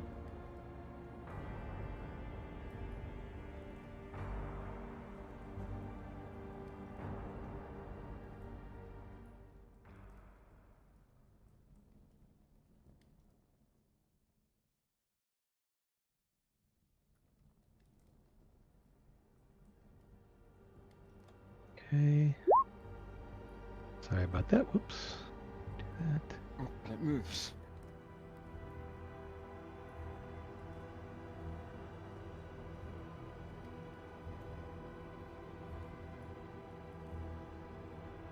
Okay. The fire is spreading. Mm-hmm. Alrighty Are you then. sure we're having a storm right now? I'm pretty sure it feels like it's a firestorm. A little bit of both, yeah. Okay. Let me do something real fast here. Where's he at? Oh, I didn't yeah, do my. Flood. Sorry. Yeah. Slot on the snake? Yep. Yep, go for it. I've just realised as well the advanced dice roller. If you go to the bottom, it shows you the last few rolls you did, so you can just re-roll those. Mhm. Didn't know that.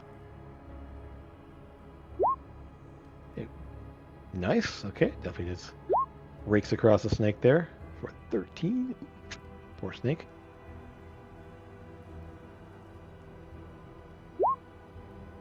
Definitely hits. So the slot's getting into it now, just sort of like carving out chunks from the snake as it's raking its claws back and forth. 14. Wow.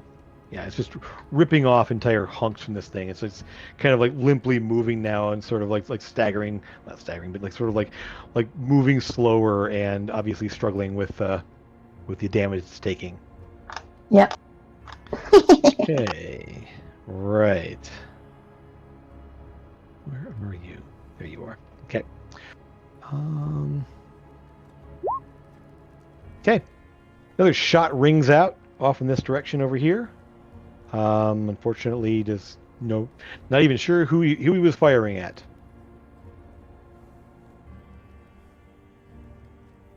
And then let me do. Who's got that? Amethyst, Lucas, and you're not in a position to see it, unfortunately, Trevor. But Amethyst and Lucas, as you look up at the shot there, you will see him. You seeing this guy over here now? No. Yeah. What? Yes, Where? over here. Way over here. Don't see any pinging. You know, Far left-hand side, I can see the pinging. it's way I'm over here. zoomed right out No. 40%. So I can't see I anything. can see it on my screen, but I can't see it on Bernie's I screen. gotta look away. That's a lot. Bizarre. Sorry, buddy. Oh, you're okay.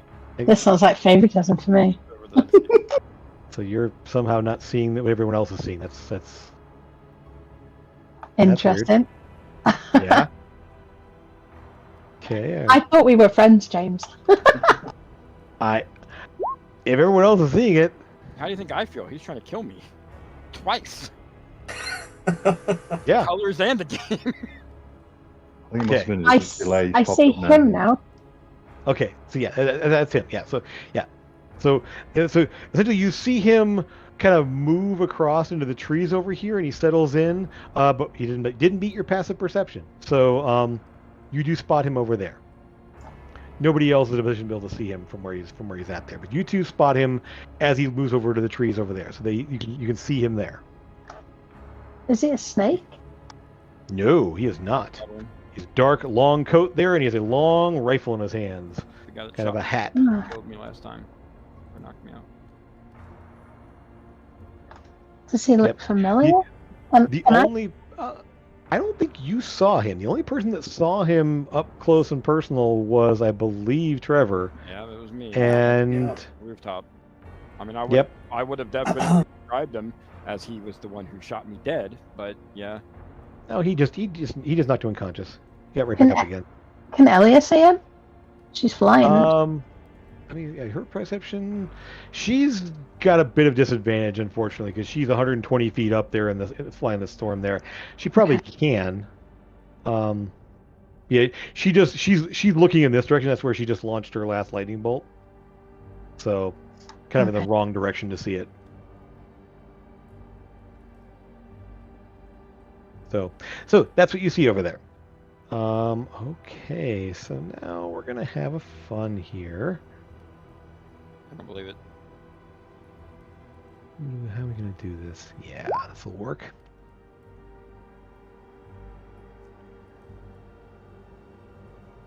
Okay, so the big guy here. Where is Akoa? Come on now. As he moves into view.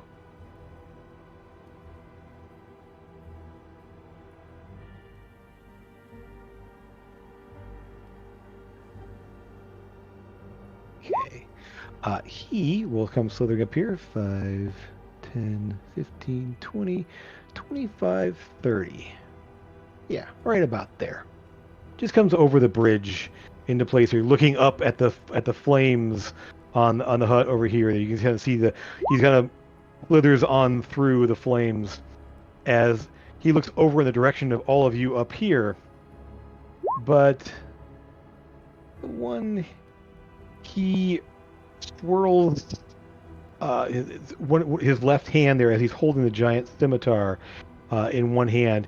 He swirls his left hand, and vines seem to wrap around for a moment there, and they lash out.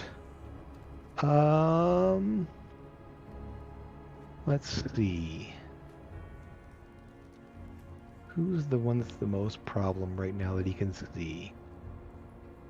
Well, only got line is gonna beat on is Trevor here.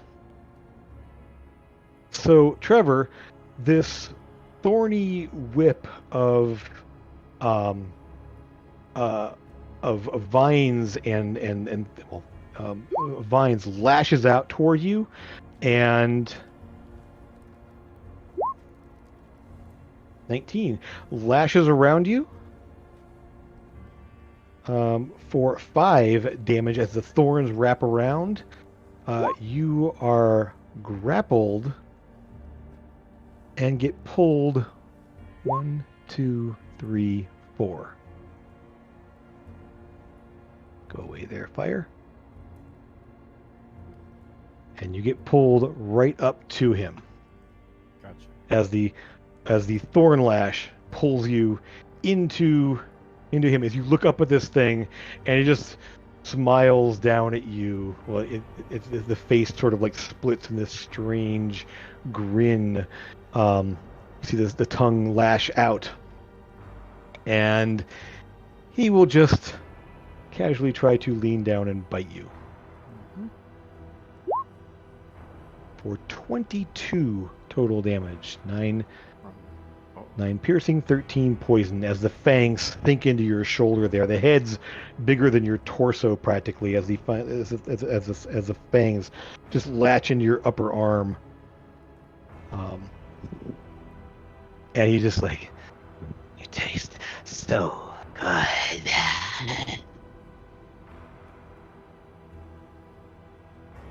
Creepy. And that's his action.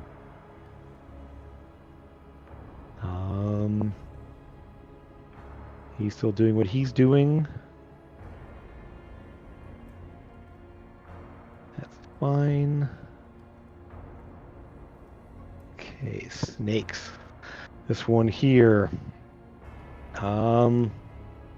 It's gonna effectively. It's on fire with this massive thing there. It goes to slither away. I don't believe the slod can take attack opportunity because it doesn't have its own reactions. But it will slither down into here. The one over here on Sora, however, though, is going to try to slither around you once again. 19 is not going to do it. Even with a bonus for outnumbering you, is not going to do it either. So you again sort of like just push out of the way, keeping this massive snake at bay as it slithers around you, trying to stop you. You essentially avoid being wrapped up by it again. Let's see here. What's her thing? She's not going to do a lot. No. You know what? Yes, she's going to.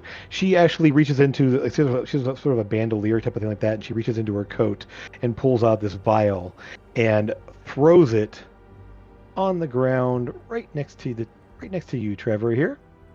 I need you to give me a Constitution save. As a green vapors burst up around it. 15. And you are fine. I mean, it's you all. This is some damage, but not as much. Trust me, it's not going to take much. Come on. Okay. 1 point of damage. Oh my. Okay. Trevor's not looking great, guys. Okay. So and you will see that as you watch up there, the big snake looming over you, as the vapors rush over him there, the singe on his scales from the lightning bolt heals slightly. Very slightly. Trevor, you're up. Yeah. Action. You're Oh, you're frozen going robot. now. You're good. Is it good now? Yeah, we're good. Yep. Okay. I'm going to use my action to disengage. Okay. And get here, and then jump 3 times my normal jump over this wall towards like where under You say Elliot is. here. What are you pinging? I'm not seeing. I haven't yet, but right about Oh, gotcha. there. Okay. Okay. I'm going to try to run and jump and use my action to disengage. Okay. And I get my if I use action surge, I still get my 2 shots, right? Yes. Yeah. You can still take. Yeah. Okay. I'm going to. Okay. Well, I'm going to say here because I can't get on this wall. Use sticks essentially. So, can I get to the top of the tree right here? It's still within range. Actually, it's like 5 Yes. feet closer. Yes. All right. So I'm going to look out, and I'm going to tell the sniper that I haven't forgot about you, and I'm going to take 2 shots. And At one him? of them- yeah, whichever one hits is going to be a wing shot to knock him prone. We had to declare before you attack. That Okay. I'm Is- declaring is- that now on this first shot. Okay. then. On him. Yep. Okay. With your pistol. No, my rifle. Oh, you pull the rifle out there. Okay. All right. 15. Too much because I see. He normally gets some cover, but he doesn't have any. That thuds off his coat there. I'm going to use. I'm going to talk to Lucia. Okay. You get us out of here. I'll let you have control for a while. In the meantime, and then I'll take my second shot. It's supposed to be with sharpshooter, but I can't get it to do that now. Yes, we had to subtract 5 when you make the attack. Doesn't work. Actually, you know what? No, I'm not. I want a better shot. I'm gonna Okay. use the one that knocks him prone. Okay. Actually, no, the one that gives me advantage. Okay. Cool. Deadeye. Deadeye. Yeah, that's right. Okay. So roll the advantage. I forgot to hit right click, so I just roll again. Okay. Oof. Stop rolling nice. 15s, man. There There you go. Yes. So that shot will hit. And it's a save for him not to drop. No, he used Deadeye, so we go. Yeah, Oh, Deadeye. never mind. Yeah. So, okay. So he'll just take the 14 damage. Oof. And Okay. That's my So, turn. Guys. So the first one thuds in, and it doesn't penetrate the armor, but it kind of thuds into him. He kind of grunts from it. The second one actually does hit, and you see him kind of. Let's. Yeah. Only because of sharpshooter were you able to make that shot. Oh, I'm fully aware. Fully aware. Okay. Enjoy it while I can. And then so you are up, 10 feet up, basically. Yep. Okay. Alrighty then, Malison. That would be you who had to move it. Let me see. Distant Whispers. Is that one turn they move away, or they stay moving away? Are they still frightened? Let me look it up real fast. As I know. I thought it was like the. Sorry, I didn't mean to Cleric cast it one. then. I meant to. Oh yeah, I need to. So Sorry. look now. I believe. Yeah, it's not concentration. So it just moves away and then stops. Yeah. Okay. So it doesn't. He doesn't keep Right. Yeah. Okay, so he kind of shakes his head and he's looking back over there. Oof, he's got nothing to make an attack on. So he's gonna just roll around over to here somewhere. Actually, it says 1, 2, 3, 4, 5, 6. Sure, that works. He kind of ducks around the side over there, kind of out of view. No one can really see him. He's actually kind of hiding behind this building right here, so he's out of view for the moment. There aren't any more of his on there, so now we go to Eldon. You saw guy rush over here. You see big guy right here. The fire is spreading. Yes. The snake fled. Okay, so out of curiosity, a burst of cold energy emanates in a 30-foot cone. Each creature in the area must make a Constitution saving throw or be hindered by ice. Sure. Would you consider me blanketing this entire area in ice as a way of putting out the fire? Could definitely do that. Okay. How much of an area do you have? It's going to be a 30-foot cone, so it's friggin' huge. Okay. Well, so let me give you a 30-foot cone. And I was saying, tell me where it trying goes. to pull one up. 30-foot cone. I believe I have one right here. Hey, Let me give that to you.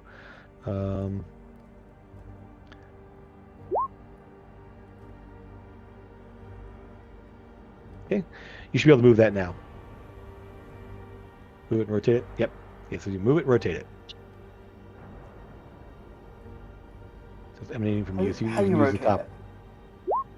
So there's a little button on the edge there. You grab it. I see it. I see it now. Yep. Still mine guys off because we about to. Yeah.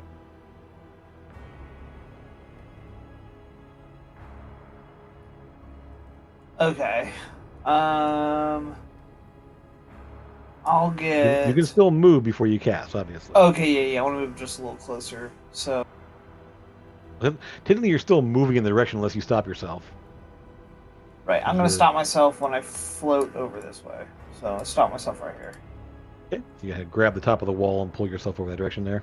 Yep. Okay. Yeah. So then Ready? I'll get a good number of the fires and hit all the people. Okay, here we go. Let's do this at 3rd level. Alrighty.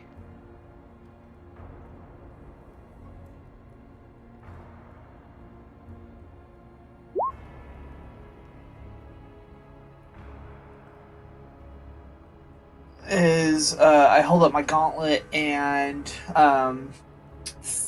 3 of the barrels shine white in a cone of white frost and pours out in a massive cone.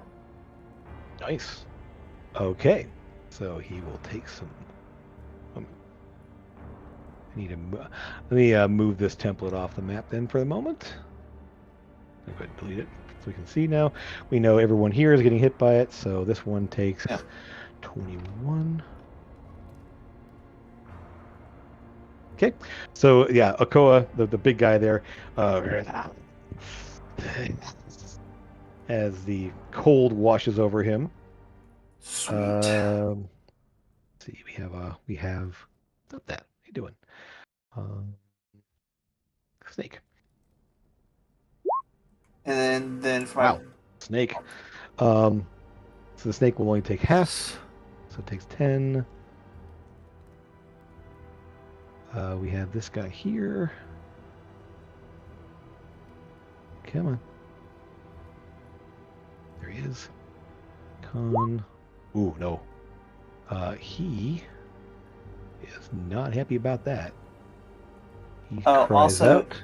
If they fail, Mm-hmm. then they are frozen in ice. Failed entirely? Yeah. If Okay. a failed save, a creature takes 3d6 cold damage and is hindered by ice formations for 1 minute. Until it or another creature within its reach uses its action to break away the ice, a hindered creature by ice has a speed reduced to 0. Okay. Thank you for the new dragon book spells. Call that much there. Yeah, it hit all that. Yeah. Pretty much all that much there, so that clears all that. There's still a little fire on the outer edges there, but yeah, that'll do. And that's everyone there. He's hurt. Oh, this one here. Got him. The little brood guard. Where is he at? Jeez.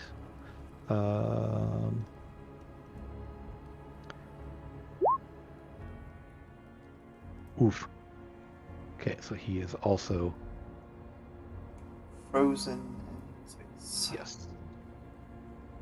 Okay. And then, as a bonus action, seems how everyone just sent a lot of love towards Trevor, my homunculus is going to, little spider is going to come off of my chest and fly to him. Okay.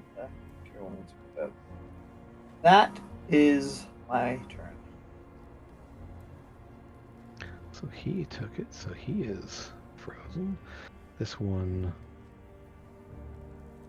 saved. This one, that's right, the snake saved. Only the snake saved, that's right. Okay. All right. Wow. Okay, then, let's see, this one is not going anywhere. He's the only one, so he's not doing anything. He is not doing anything.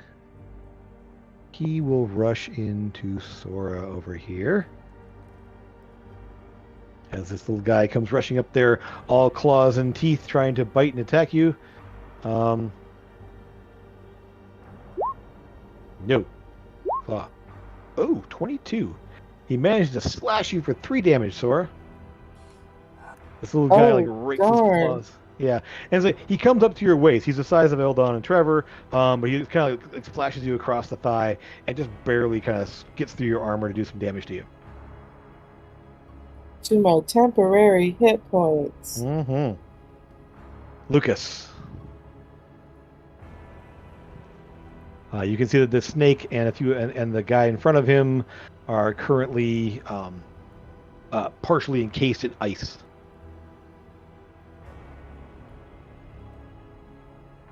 Their speed is 0. Until someone uses an action to break them out? Yeah. Okay. Until they use an action. Well, someone else can break them out with an action. Sure. Or they can break themselves out with an action. Sure.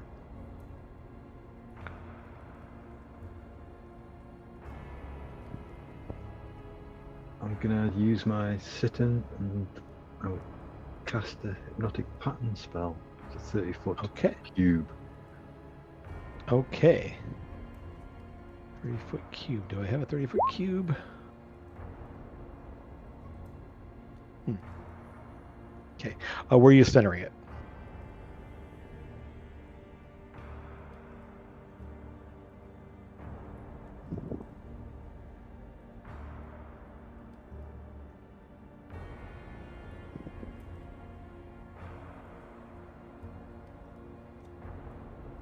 Okay. Out there. Okay, so we'll get... Okay, so let me try to draw that real quick there so I know what we're talking about here. So so you're centering it there. So it's going to be... What? Dang it. Come on now. Oh. How about it? These little dots are driving me nuts. Might be easier to just draw it by hand. Oh, undo that. God dang it. This is driving me nuts here. There's no 30-foot cube template anywhere, so yeah, I just lost the big guy. So he is here. So effectively, it's going to be... Let's try to ping who is there. This one, these two. Okay. Yeah, and the 2 snakes. Ah, yeah, this one over here. Sure. Okay. Alrighty then. Let's start doing some saves. Good Lord. First of all, while you're doing this and forming this thing here, give me a perception check again, because that sound is still going. In fact, it's got a little bit louder. In fact, you can hear it a little bit more distinctly now. So, as you're forming this and making things here, you realize the sound is coming from here and here. There's a faint rasping, grinding sound coming from both Trevor and the big snake thing. That could be a problem.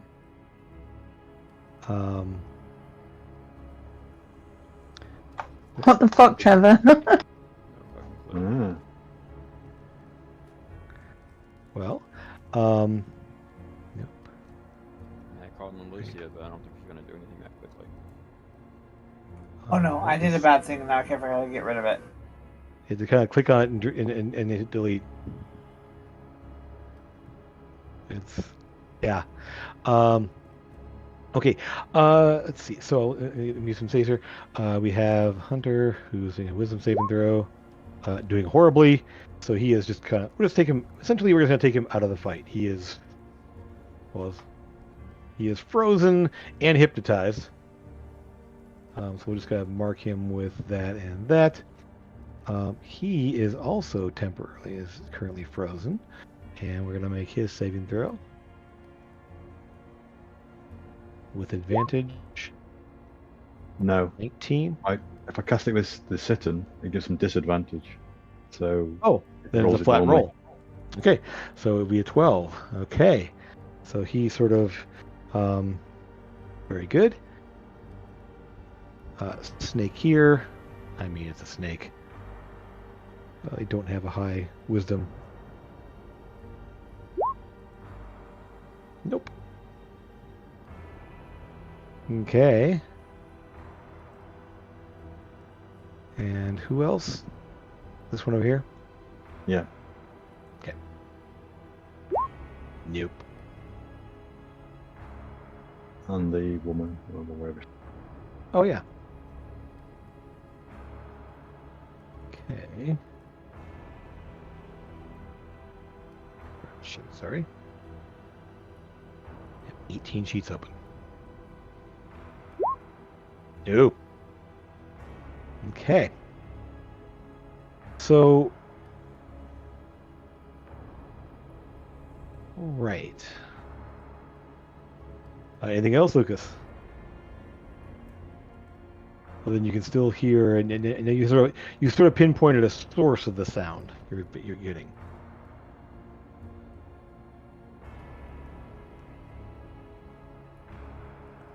No, for now I just took behind and took myself in behind everything. Okay. The pure blood here, and yes, seeing her friends in trouble, she's going to move back to here. So these two are going to they're all trying to gang up on you, Sora. Bring it on. Yes. Again, the scimitar attacks. 17. The +2 is 19, so no. Yonti, the other one, 23 will hit you for 5 slashing damage. And then I'm going to need you to, again, as they both poison spray once more, exhaling a cloud of gas surrounding you. Did you not cast that resist poison that you were talking about last week? Nope.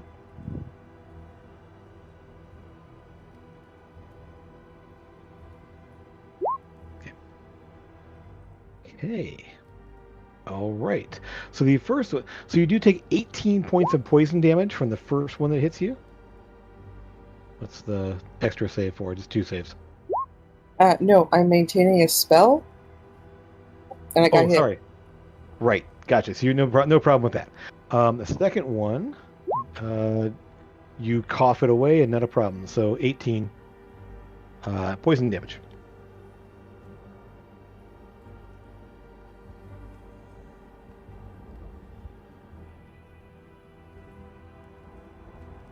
And a bit of a lull falls over the battlefield just for a moment as the hypnotic pattern has the whole center of the battlefield sort of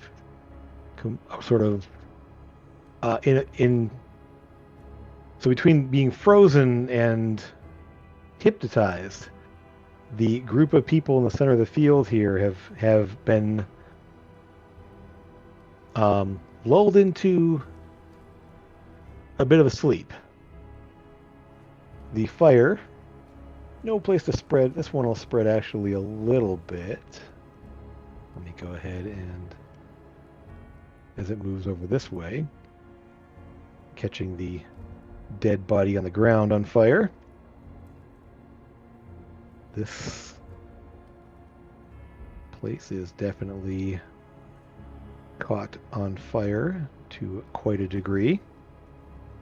And this one on the edge over here winks out, as does this one, as it has nowhere to go. And as we hit this momentary lull, we're going to go ahead and take ourselves a quick break as we come to the top of the order here, and we start seeing some more happening in a second. So, real fast, take a moment there, grab drinks, use the restrooms. Be about 5 minutes. We'll be right back into this.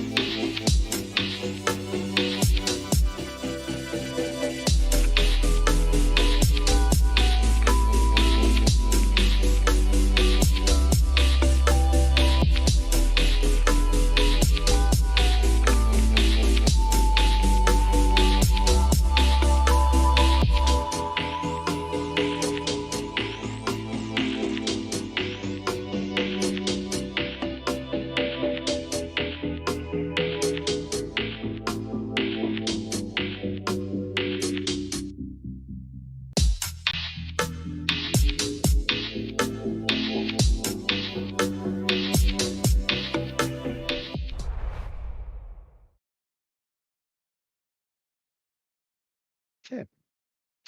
All righty, we are back, folks. Here, let me go ahead. We're gonna switch the music up a little bit here. Do something a little bit more uh, interesting, different. Yeah, this will work. Now, the tide of the battle has definitely shifted in this point. The people, the enemies have.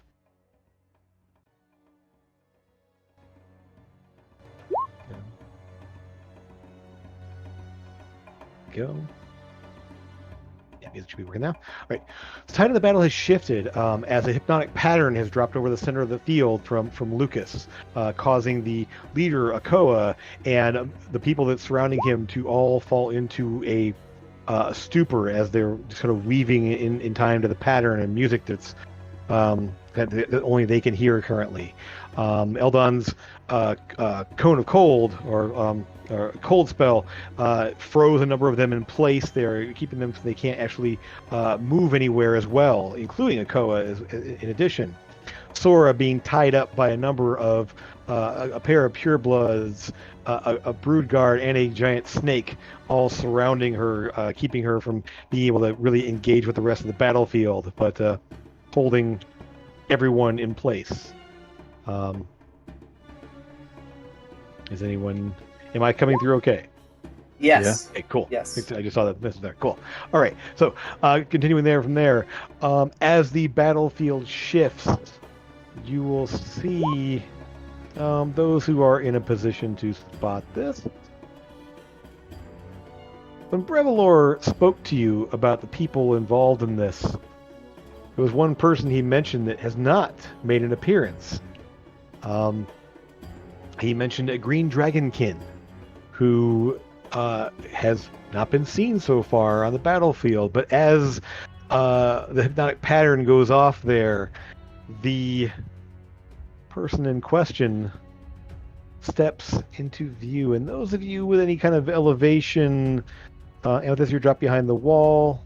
Mm-hmm. The only one that can spot this right now would be Eldon, as a figure steps out onto the roadway over here, surveying what's going on, and not liking what he's seeing. Lucas, I don't think... Lucas, are you up in the tree right now? No, I was looking down and hiding. Okay, so you dropped down there. Okay. We lost Draven. Okay. Ah.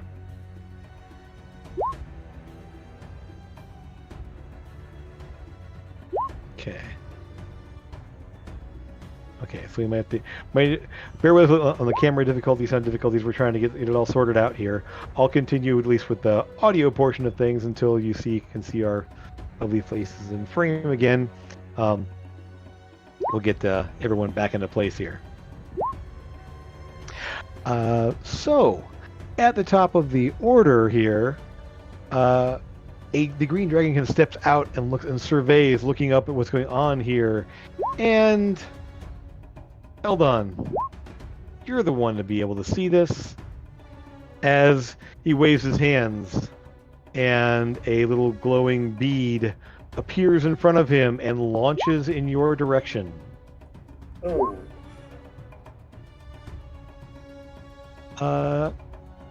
Basically, we're looking at...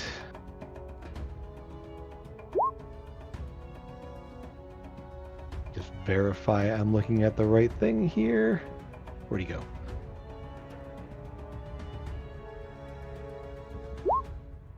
Sorry.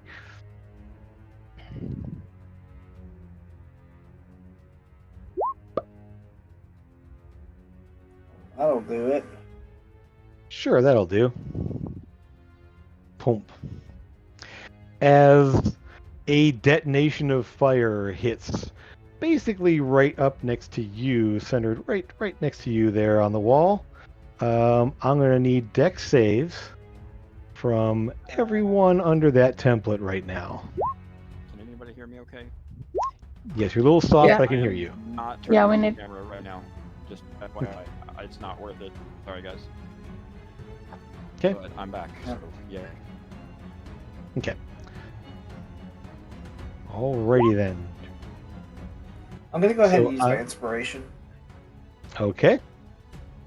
Let me just pull up the DC is 14 on this. Am I It in is that not fire? a super high caster, so Lucas, I'm aren't you going to- blood? you are on the edge of it. Yes. So, I'm going to go ahead and use my inspiration also because I just got a nat one. Good plan. Yes.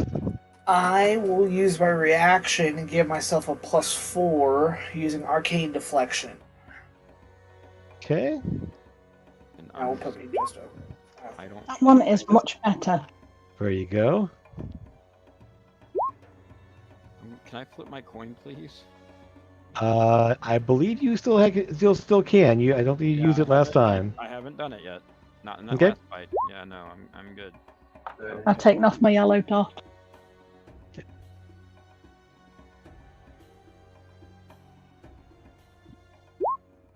Okay. Took forever to roll. 16. So you pass it. So everyone who made it will take 14 points of damage, 14 fire damage. Just Everyone trying to who failed find will out take what what 29. this large dex. Oh wait, so if you fail it or if you pass Still it, take half. guys, I'm unconscious. I had one hit Okay, point. so Trevor drops unconscious. Okay. I will say I am stable the next fight, the next turn though. I'm going to say the slot is okay. Wait, doesn't that necklace do something for me, right, Jim? Yes. Yeah. I remember Yeah, that. you have- If anything else, Yep. like, it should make me stable the next turn. So nice. Amethyst. Okay. Oh, good thing. Yes.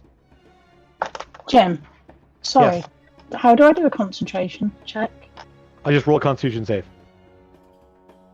and it's equal to half. The DC is equal to half the damage you took, or 10, whichever is higher. And this one here, well, this one is in the radius. He is restrained, hypnotized, and now horribly dead. Aw. Burned to a crisp. So yes, he definitely is gone at this point. That was 29 damage. Yep, 29 or half or 14. If you make the save. My bird has to make a dex save. I'm pretty sure my bird's gone.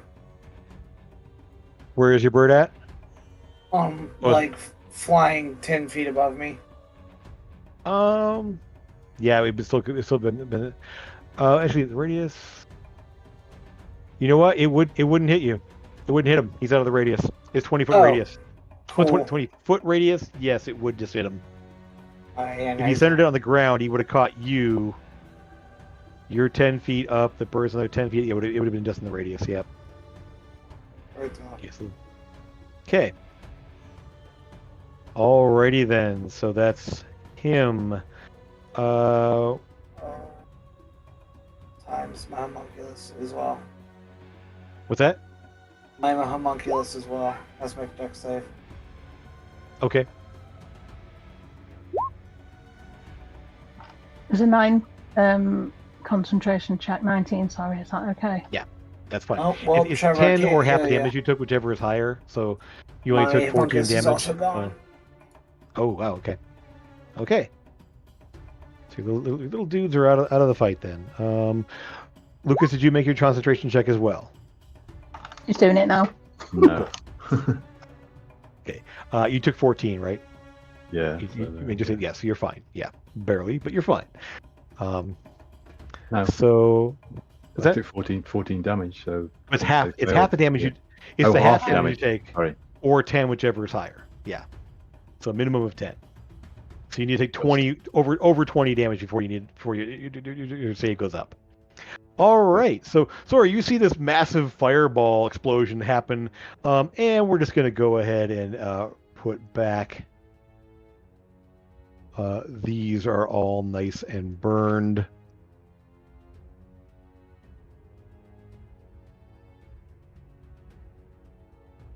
And we'll put this tree on fire as well. And this tree on fire as well. Alrighty. So, yeah, quite a bit is on fire now, all around you. And we'll go from there. That's his. Elia is going to drop a lightning bolt. This time, right here. So that's going to be 2 purebloods making dex saves. No, and no. Actually, they do have advantage, so this one will make this in there. So 4d10. So a lightning bolt crashes down right next to you, right behind the 2 that are fighting you. And Do I know that that's Elia in the air? I mean, you probably don't because you don't know magic very well, but a lightning bolt just cracks down behind you. It misses you, but hits the 2 of them. This one will take... this one's taking the 11 half. And this one takes the full 22. Oof. Both of them like just cry out as the lightning rips through them. And we will actually move Elia a little bit further over this way. Somewhere right about here, just kind of keeping an eye on things. Actually up about there. Okay. Sora. I'm going to smash. Okay. You got... These 2 are both pretty hurt. They're definitely... That lightning strike really did a number on them. I'm going to do top one for first swing, and then I'm going to do the second swing on the bottom one. Okay. The lightning does have a slight greenish tint to it there. I knew. Wait a minute, sorry. These guys have terrible armor class. That does hit. And oh, it did hit? Okay, hold on. Yeah. Nope, not a problem. There's the D4. One... All right, so minus... And another crit! And again, this one, essentially, as the lightning is still dancing through here, you just smack. There's a flash from the hammer there as it pummels this one and knocks her flying back. And she is out as well. Okay, and then the D4 for the second one. That's the one that went down. Well, no, one was supposed to go on one, and one was supposed to go on the other. Yeah. So the first one, this one, the top one hit this one. The crit hit this one and took her out. Right. Cool. Yep. So yeah, it was a total of 20 points of damage. I am going to drop. That's a free action to drop a spell, right? Yes. Then I'm a bonus action.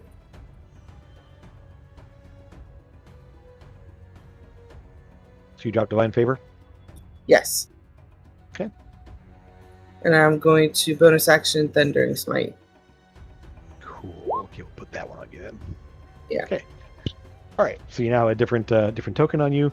So the hammer is sort of like drawing on that crackling energy around you there, kind of rolling with thunder as you just sort of absorb the sound and get it prepared to swing out it again.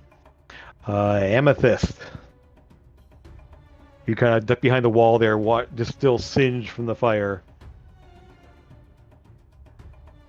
Yeah, that wasn't pleasant. I'm kind of worried about Trevor, though. I'm wondering if I'll be able to pull him over the wall.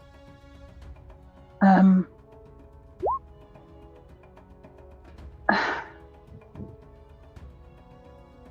don't know what to do, because I can't heal him. You got potions. Yeah. I have a question from the dead. I can barely hear you, but what's up? Did I fall out of the tree when I went unconscious? You would have, yes. All right. So it would have I taken forgot you were up in the tree. Fall damage. But it's not going to be a crit. It doesn't Yes. flap over. I'm not negative. But... So effectively, it would be a failed death save for hitting the ground. Right. But on your turn, it won't matter. Right. Well, it's on the start of your turn, so you better hope you don't get hit again. Yep. Yes. But So right you have one failed death save. Okay. I really don't know what to do. I really want to try and help Trevor, but I don't know what the best course of action is going to be. So pull him over the wall. We might not get healed at all. The healers seem to be on that side.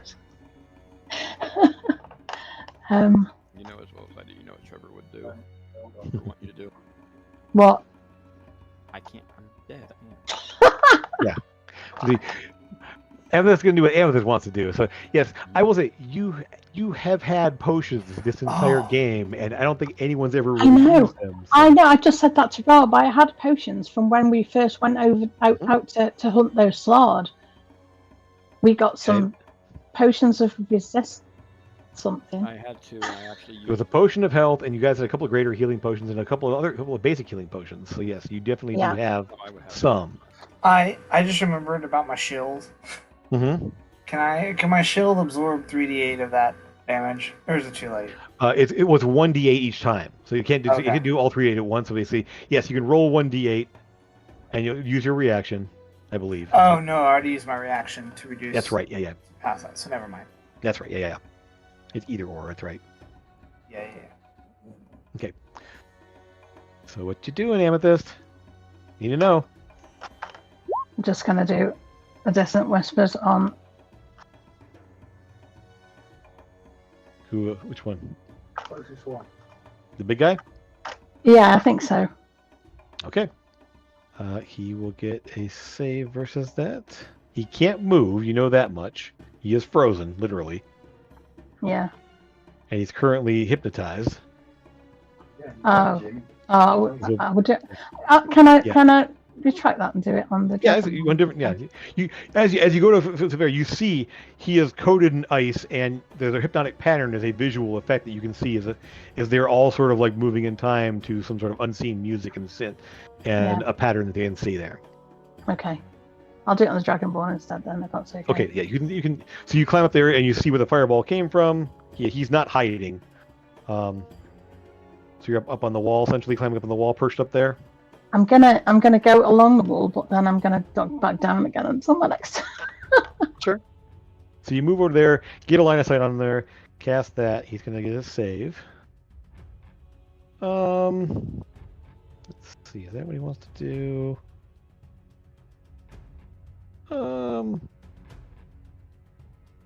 He's gonna counterspell. Oh, you bitch! Not you, him. Because he like sees you there and sees the spell forming, like nope, counterspell. I just used my last sorcery points as a bonus action to get that third level slot back to use that, and then never mind. Okay. So he of course he only has one third level slot left, so he's along there. All right, so that's that. And so you drop back down the other side. Cool. Alrighty. He got shot. He knows he's not hidden. He's gonna move. And let's see how he does. Come on, where is he? There he is. Oh yeah.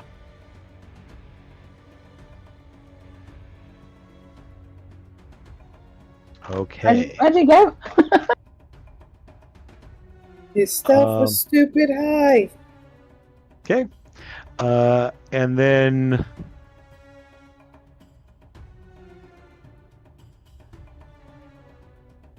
who's he gonna? Eldon. Hovering where you are, and there you hear a voice whisper in your ear, as from kind of sourceless to somewhere, just literally whispering directly into your ear. You recognize it's a message cantrip, and he says, "Oh, your friend is crispy and dying. You're next." And we'll call that. That's all I say. You can reply. You know that you can reply if you wish to. That came from the Dragonborn. You don't know. Okay. You don't recognize the voice. We shall see who is crispy at the end of this. Yes. Okay. And that's all we have there. he's gonna move. Kind of moving over here now, trying to keep them all calm. Snake time. This one can't do anything. This one is going to attack Sora as the snake rears up around you again, Sora, trying to wrap around you with his bonus to hit. And unfortunately, not with an 18. It keeps, essentially, yes, you managed to keep this thing at bay.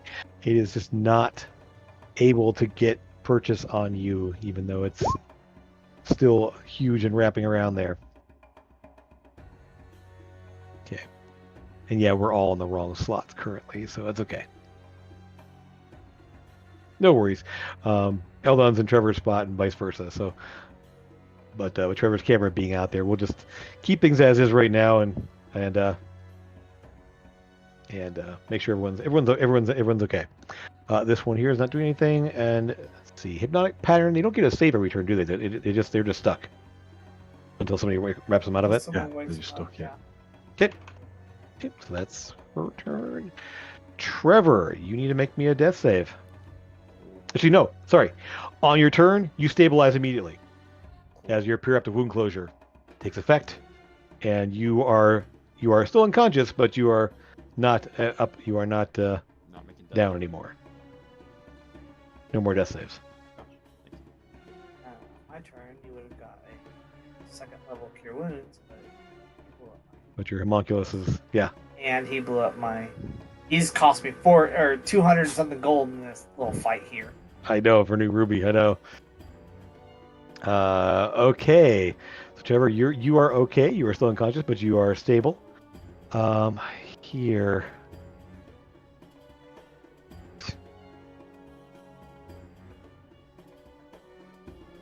Amethyst, you see the snake-headed longbowman slide out into place there, looking up at you and taking 2 shots with his longbow. First one, 15 to hit. It does hit you. That is my armor class, yeah. Okay, so 10 damage, 6 piercing, 4 poison. And a second shot would be 18. I'm on 2 hit points. There is a screech from up above there as you only take 9 from that second one.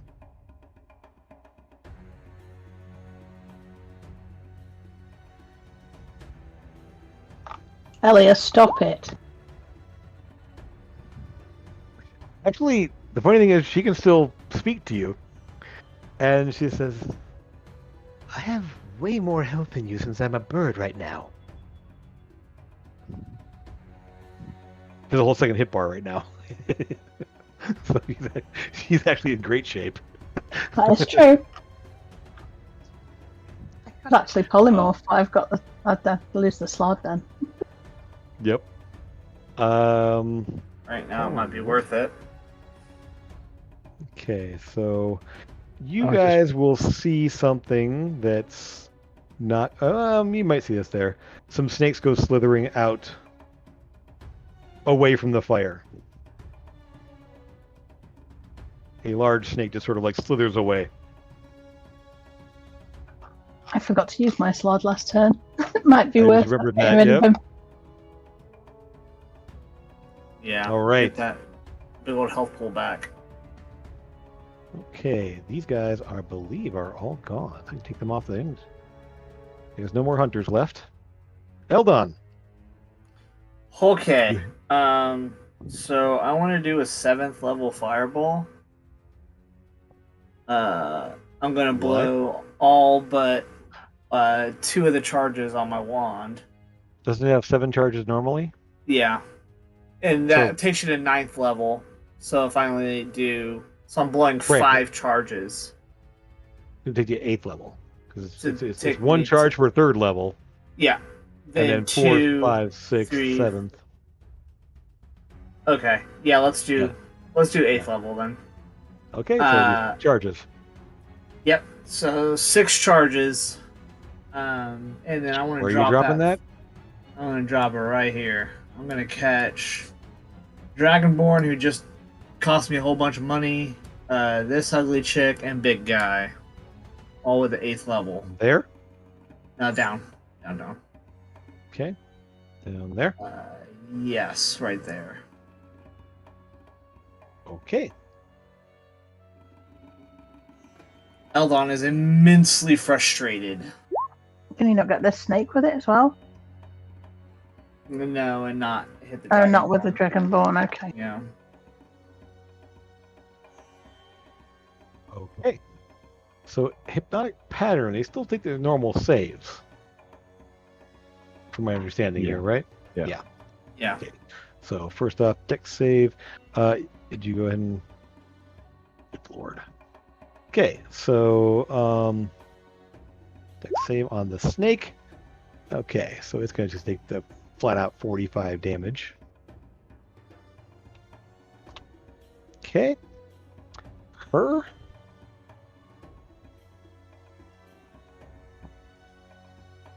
Yeah, okay. Where is she? Sorry. So a massive fireball rips through the whole thing there. She will go ahead and she will save. Because, yes, she does have advantage. It's like half. I'll take 22. Okay. He already used a reaction, so couldn't counter that. Yep. Let's see. Let's go ahead and do that. He does not have advantage. Nice. And so he will go ahead and take the 45. And then as a bonus action, I'm going to shoot him with my force cannon as well. Back a couple feet. And the wizard dragonkin drops.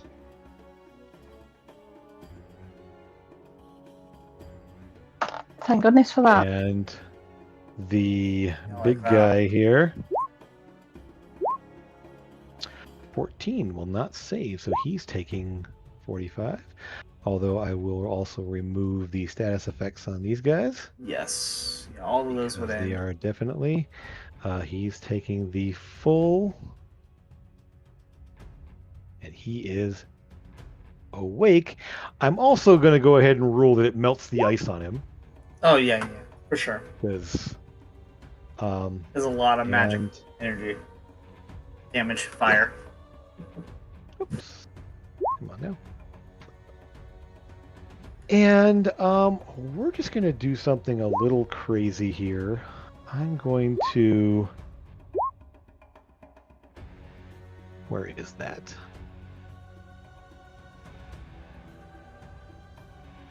That was basically there to... there. Oh, yeah. Is all on fire. Yeah, oops. Lots of fire. Okay. Because I'm so frustrated, I will do bonus action, shoot the abomination. Go for it.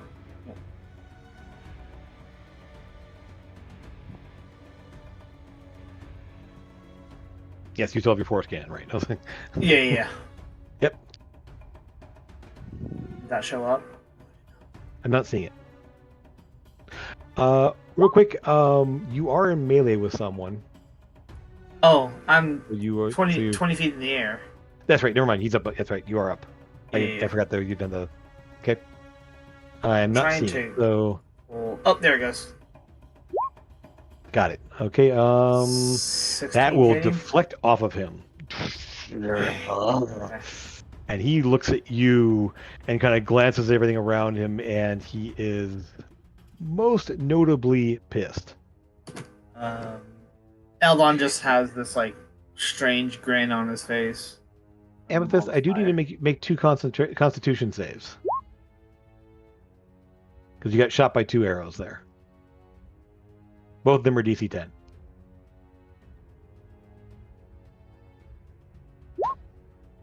Ouch. Oof. Ooh. Okay.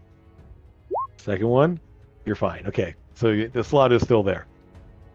Okay, hold on. That is the end of my turn. Yes. Actually, no. For my movement, I'm going to pull myself towards Trevor, and then go down towards him. Okay. All right. So, are you on the ground then? Yeah. Next to him? Okay. Yes. Yeah. 1 second. Let me make sure I did this right. Okay. Yeah.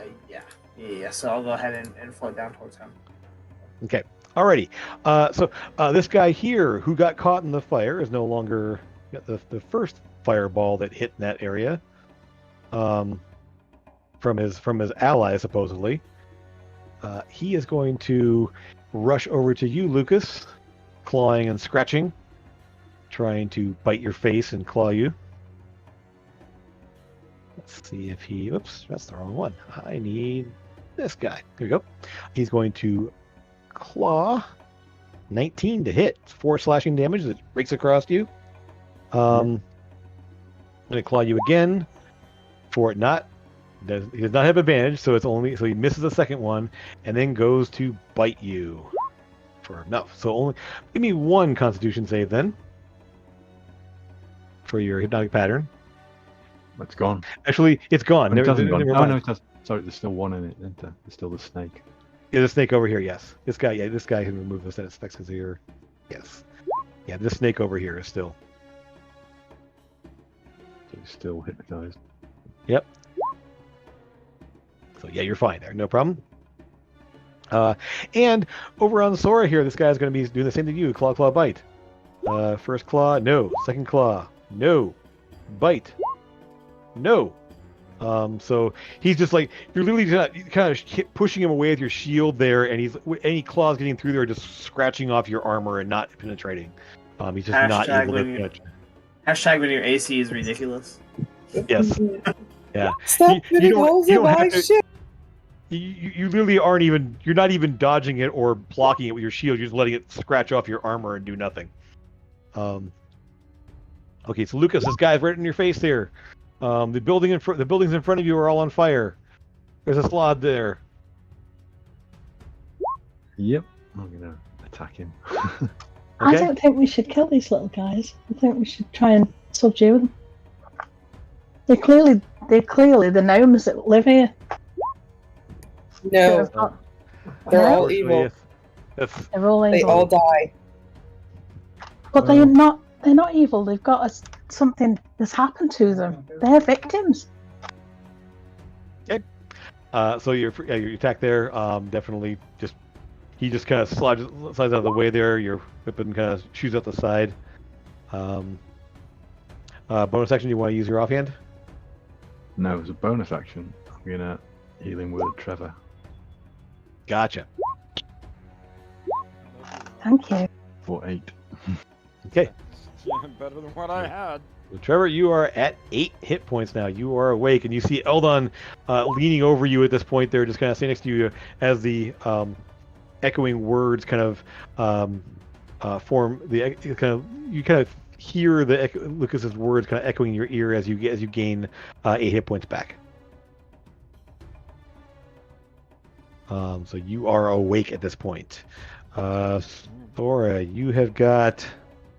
Ugh. Yeah, she's gonna have to try this. Is she gonna run? I don't No. think she's gonna run. She's not that dumb. I mean, she has nowhere to go, and she knows this.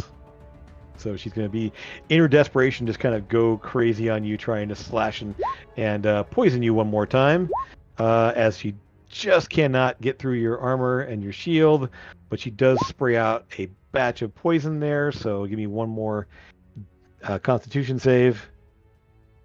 Roll nice and low. Is that what you want me to roll nice and low? Yeah. No. I think the DM's trying to kill me. The DM's trying to kill all of us. Roll 2. Oh, and not +2. Darn it. Okay. Yeah, so you kind of shake off the poison there, and it doesn't. It just doesn't take effect on you. And so, essentially, with the swirling wind around you and just kind of the thrum of the thunder in your ears and everything else, you just like shrug it off and take none of the damage at all. We have him who's out. Elia. She's going to go ahead and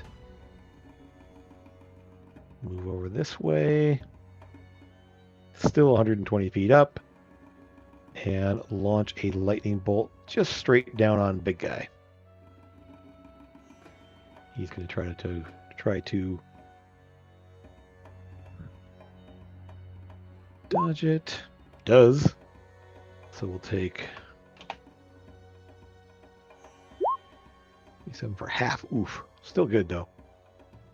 He grunts and hisses in pain as the lightning bolt sort of like just comes down and blasts into him. That's Elia's turn. Sora, you got this little gnome-looking snake thing, this female snake creature spewing poison at you, and this snake behind you, all swirling around you, trying to take you out. I'm going to hit the one on the left first, and then the one on the right. Okay, let's see what happens with the first one on the left first. See. Remember, Thunderous Smite is going. Yes. Okay. Oh, God. It's a crit. Yeah, and she only How had many 6 of hit those are you gonna points. have today? More! So, I want more! It will expend your Thunderous Smite, and we'll just say you just hear this deafening crack of thunder that echoes the thunder that just resounded from the lightning strike on Akoa, as Sora just literally knocks this person flying backward, landing in a heap against the tree there as she just... You turn and look down at the little one that's kind of clawing at you and you just see there's no intelligence behind its eyes. It's just reptilian fury, just like clawing and biting at you. But it is... You can see, again, the eyes are not snake's eyes. There are patches of hair poking out through the scales on its scalp and its face. The features are smashed flat, but not fully reptilian in nature, like the other things you've been looking at. And you have the giant constrictor snake behind you there, still trying to coil its way around you, and you manage to keep it at bay so far. And my second swing also critted. Okay. What in the world, girl? Okay, so it's definitely gonna hit. This guy is at full health. This is, if you wanted to smite, this would be a person to do it on. I'm just Well, I still putting it have out there. the Thunderous going. No, it got expended because it's on the next hit. I You thought get it to choose went not for to use it. every hit. I don't think so. It's the next hit, I believe. No, it's next hit. Okay, it's the next hit. Cool. Yeah. Cool. So you're just gonna do the 11 damage on it. No, I'm gonna. I'll do my the other one. This Divine might- Sight. Yeah. So roll 4 first level spell slot. And second, I have to. Oh, you don't have any more first levels? You have a new first level. Oh, no, you used it for the Thunderous Smite. No. I still have that spell slot left, so I could just do that one. Sure. Okay, so you end up rolling 4d8 because it's doubled on a crit. 20. So it's a total of 31. Oh my god, yeah, what lets out of him is somewhere between a shout and a hiss. Like there's definitely you hear it like kind of scream and hiss at the same time. It's almost like two voices happening at once. It does not drop, but it looks a mess. You just crush it in there, and it's just sort of like one arm hanging limply. And he's just kind of looking up at you, this mindless hatred in its eyes. Amethyst. Yes. You see the guy off in the trees there to your right there. Still somewhat singed. Yeah. I might get the slot to come over. Let me see.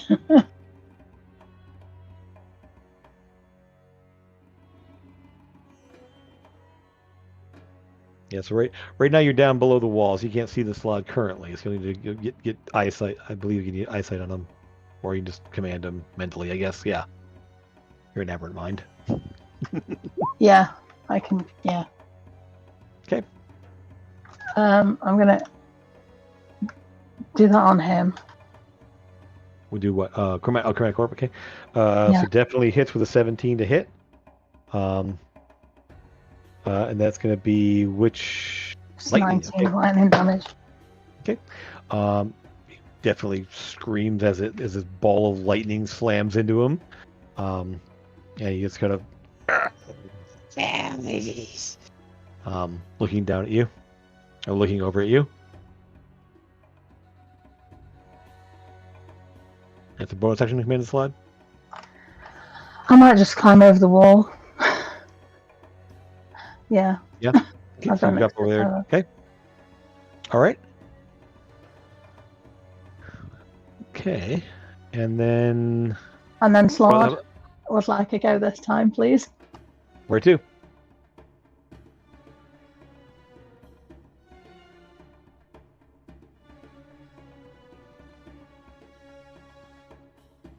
I don't really want him to hit those little guys. I'm a bit worried that they are the gnomes that live here. Well, I mean, there are other targets nearby. Yeah, I'm gonna get him to go to this big snake thing. 1, 2, 3. So he wades up into it there, kind of moving past there. He will not get an attack opportunity because there's a building between the slod and this guy here, so he's not actually not technically adjacent to him. So the slod moves up there. The slod's somewhat shorter. When the snake rears up to its full height there, it's actually looking down a little bit at the slod. But it is still obviously massive here. Go ahead and roll your attacks as you rush in there to this thing. 14's gonna miss. Scratches out the hide. 16 also scratches out the hide. Oh, that's damage. You roll a D10. Roll to hit on the second one. Oh, did I? Oh, idiot. Yeah, roll it, yeah. 21. That one does hit. So now roll damage on that. I roll damage on that one. Okay. Do you not want to take that other one that I rolled already accidentally? Sure, why not? I mean, I can re-roll it if you want. Nah, it's fine. It's there already. We're good. So the first one scares off the hide there, just kind of scratches across there, and then it basically buries its claws into the torso, just kind of like to the right of the left arm there, and just kind of grinds the claws in there, grinding in there, and there's a bellow of pain from Makoa. Yeah. Well, he did say he was gonna, so he's gonna keep his promise.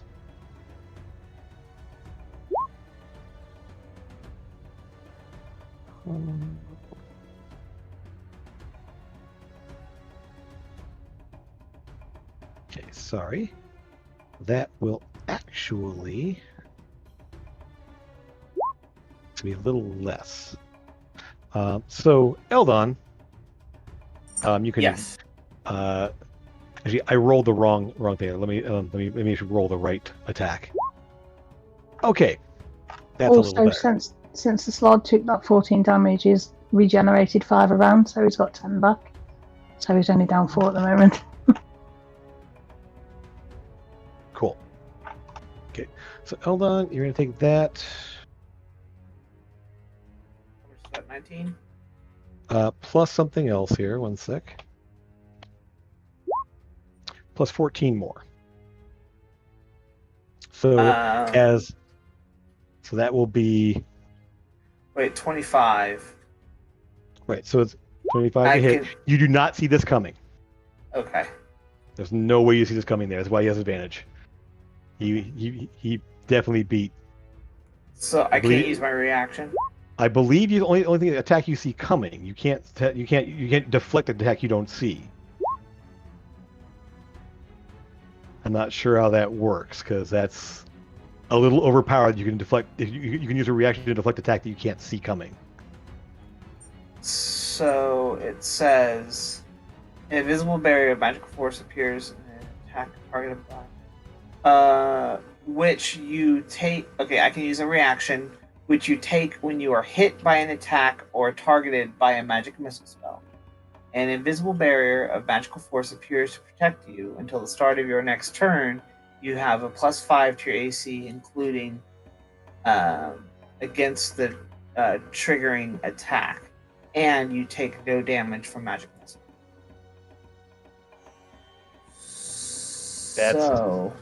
That's so wrong, but fine. No, I mean, I'm going to rule out in the future that will not happen. You cannot deflect attack. You can't use a shield spell on an attack you don't know is coming. Okay. Like, it's already hit you by the time you know it's even coming. That's the whole point to the attack. So I'm cool with it. Yeah, I need to let me get clarification on that, because when you're hit by an attack, when you hit by an attack that you can see, because there's no way you can shield something you don't know is about to hit you. Yeah. So your AC is 25 then? Yes. 26? 25. 25 would still hit. Oh. Because you rolled a 25 to hit. Oh, you rolled a 25 to hit. I thought it was the 21. He has advantage. Okay. He has advantage because you can't see him. You can't see it. All right. Well, there we go. Okay. Cool. 19 plus 14. 33. He is on my poo-poo list. Okay.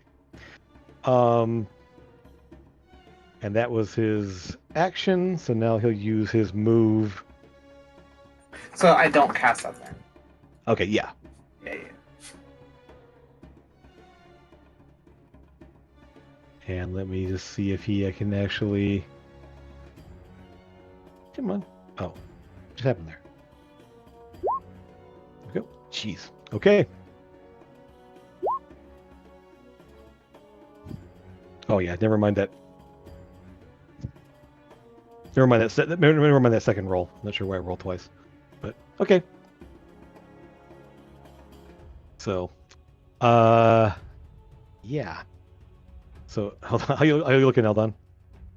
I'm at 45. Oh yeah, I figured you didn't take much damage yet. Or 44. Okay. I'm at 44. Okay. And one thing you'll notice there, because I mean, is that when you look down at the wound that you took there, there's just a powder of like powdered stone where it hit you.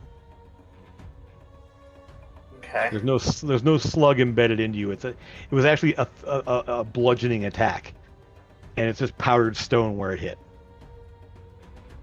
Damn, that sucks. Okay. He is going to basically frantically move over, trying to get these guys away from the fire. So he's basically going to kind of slap them on the butt and move them away from this way, as he just kind of like starts pushing them away from this building that is now caught on fire. And we'll just kind of nudge them all back out of the way, pushing against the fence and they kind of like up and over the fence as he's trying to get them out of the fire. That's his action. Snake on Sora. We have. Nope. So, Snake is being ineffective here. Just kind of moving around you. We kind of make it basically move it around. It is just kind of circling around you, trying to get any kind of purchase on you, and you just manage to keep it at bay. Did he move out of my range, or is he still? He's moving around you. He's okay. He's not leaving or threatened. He's literally just circling you, trying to wrap you up in his coils, and you just keep sidestepping and bypassing it. He just can't quite wrap around you. So he thinks going in the front will help? No, he's technically all the way around you. He's literally not. He's big enough to go wrap around you about twice. So he's literally. He's a large snake. He has giant constrictor snake. It's about 20 feet long. About 2.5, 3 feet across. So this is a massive thing there. Let's see. We got her. Where is she? Clara. Yeah, this is not good. She does not like this. This is not fun. Um, Because she's in an area of fire. Does she take fire damage? I mean, it's more that region is on fire. She's not. It's the buildings in that area are on fire. The ground isn't. She was standing on the road, so technically she might take a little bit, but we'll worry about that in a minute. Sure, she'll go ahead and take. There's enough there.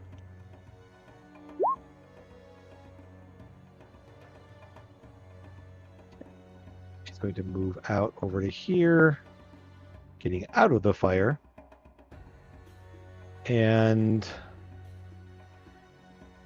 she'll move over to here, kind of on the wagon here, and throws a vial right here.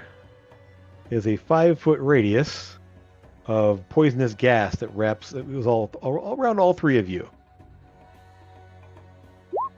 So this will be a Constitution save as the green vapors wrap up around you.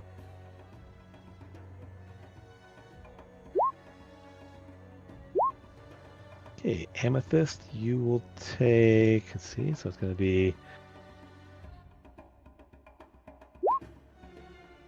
So if you save DC 13, you will take 11. You will take 5 damage. Everyone else take 11. If I'd taken 11, then I would be on 0 now. Well, you only took 5. And Trevor, you're looking. Sorry, Eldon. And Trevor, you kind of looking up at the two of them standing over you there, and you see this green vapor wrap around you, and you just start coughing and gasping. Eldon, yeah, you see the kind of there, and you see Trevor kind of slump back against the wall. Trevor, on your turn, perhaps a wound closure, stabilizes you. Perfect. As you. And so you see Trevor's like he's sort of like is thrashing in the poisonous gas there, and as the poisonous gas clears away, you see him sort of like relax and breathe normally. Doesn't seem to be in danger of dying. You people are a pain in the butt. This wall's a problem for this guy. What do you mean, you people? What do you mean, you people? Yeah, you can't really get there. So he's going to move up to here. Sure. As he's reaching here, he sees the snake woman here, and so that's 1, 2, 3, 4, 5, 6 to there. 1, 2, 3, 4, and so he rushes in there. It's his full move to get there, but he kind of rushes in there, looking like standing over you, kind of menacing all three of you, with his scimitar out. And that's his action. They don't care. Eldon, this guy rushes up to you. You see he's got a full snake head, body, green scales, but humanoid otherwise, moving very like bendy like a snake though. Scimitar out.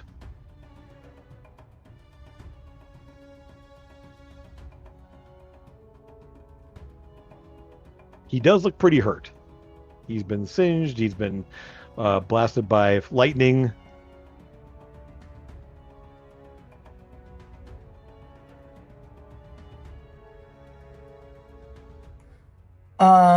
Okay.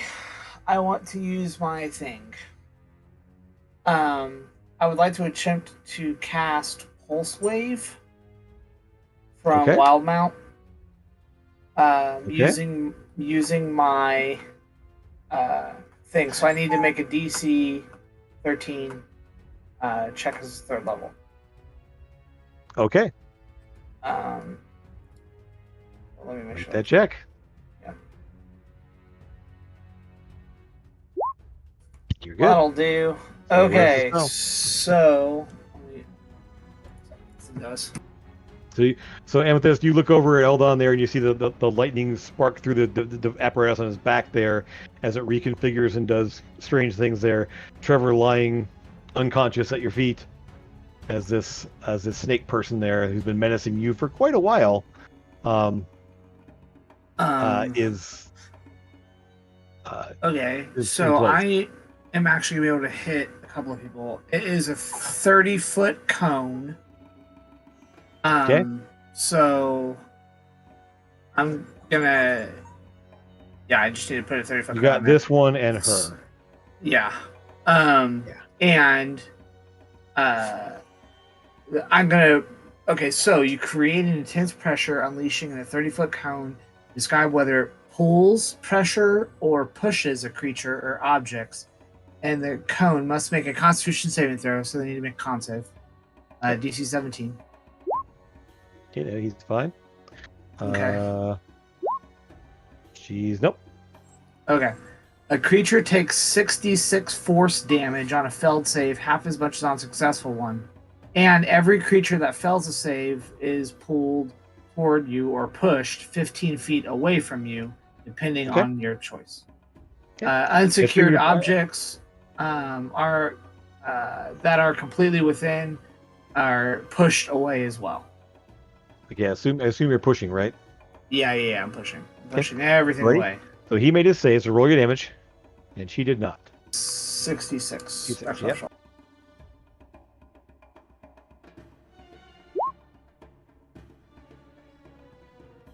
Oh, some good rolls. So half on this one here, so he's only going to take 11. And she gets thrown 15 feet backwards. And would the wagons also get, because they're unsecured? They're secured. This one is a massive wagon, and this might get bumped a little bit and kind of jostled, but it doesn't get blown back there. It's not that big of Okay, cool. People there. Yeah, so she collapses in a heap on the ground back here. Okay. And is lifeless. Sweet. She just crumples into a snake coils and sure, why not? We're gonna go ahead and she will also burst into flame from this, as she was carrying alchemist fire. Oh, sweet. Me too.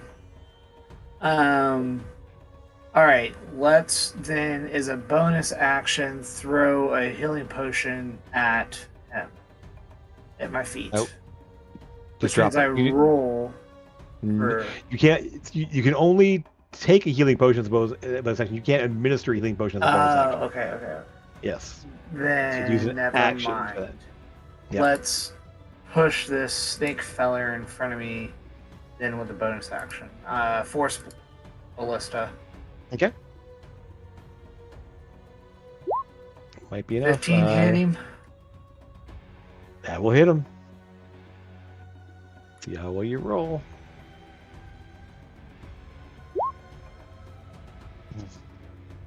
And he drops as well, as he actually impacts with the wagon there, jostles it a bit. I mean, more like he goes crumples against the wagon.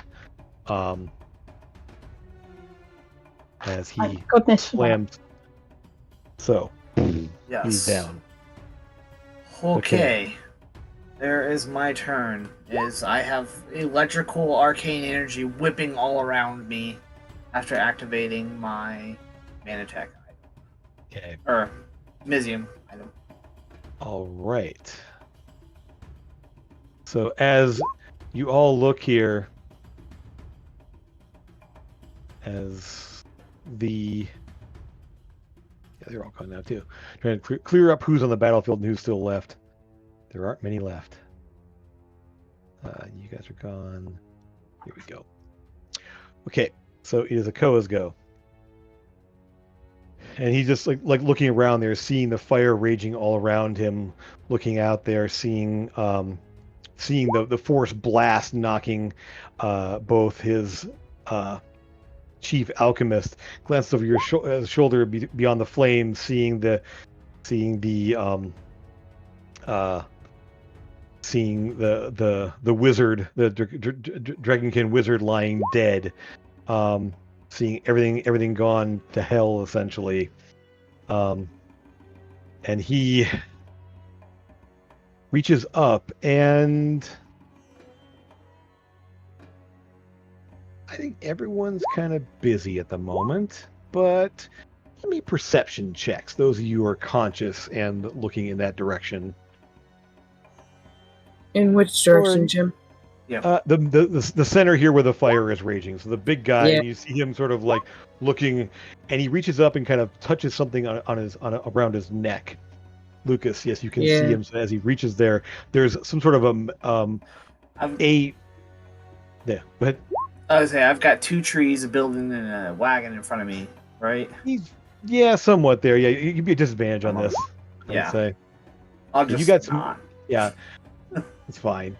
Yeah, I mean, yes, Lucas, you guys have disadvantage as well. Unfortunately, looking in there, so you're all good. So essentially, you hear this. This battle, it is all ruined. We will find somewhere else. As you hear this, however, that only Lucas and I believe Amethyst will understand this, as it is in Sylvan.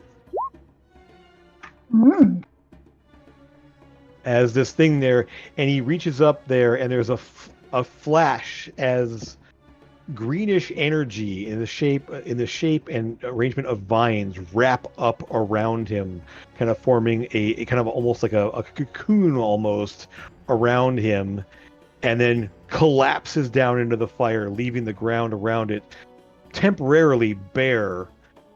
And Koa leaves the field as the vine gate takes it away. Is that a spell? Good grief. It is not. It is an ability. It is not actually a spell. So, I mean, it's because counterspell only works on actual spells, right? Not magical abilities. Correct, just spells. Yeah. Jim can read minds. Although, yeah. So, Lucas, one thing you will catch though with the perception roll is that as soon as he is gone, the rasping sound fades, and there is no sound any longer, other than essentially that's all you hear. Let's see. At this point, we can move out of initiative because we have some choices to make.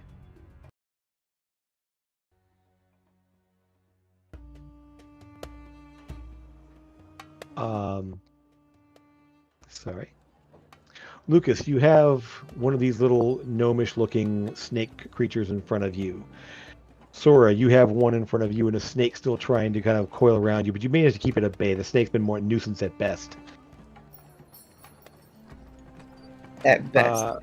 This snake essentially will, I mean, it's taking fire damage and will get sort of cooked. This one still, same thing. It's basically in the middle of fire damage as well, as the fire starts to spread through the center of the town here, getting a little larger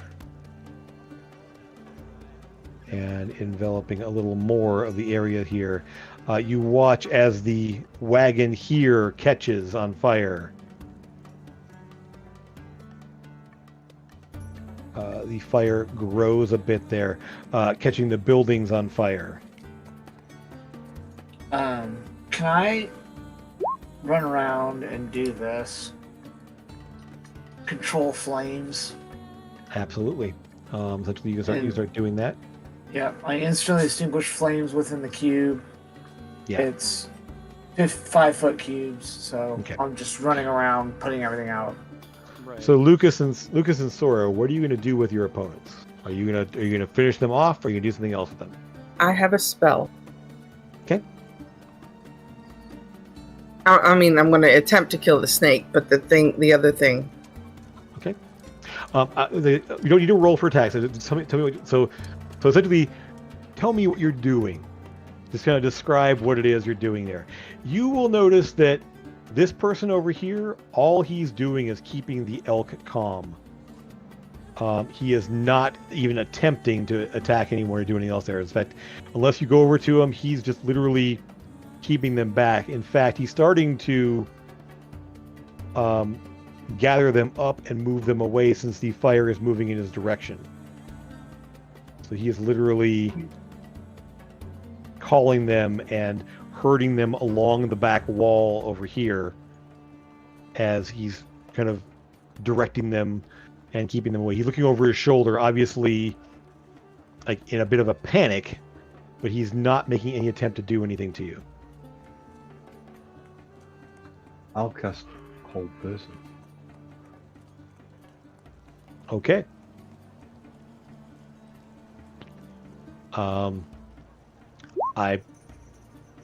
Let's see. Let me pull them up here. I can cast it on all three of them. It's the fourth Well, slot. I don't think you need to cast it on him. The guy with the elk. Okay.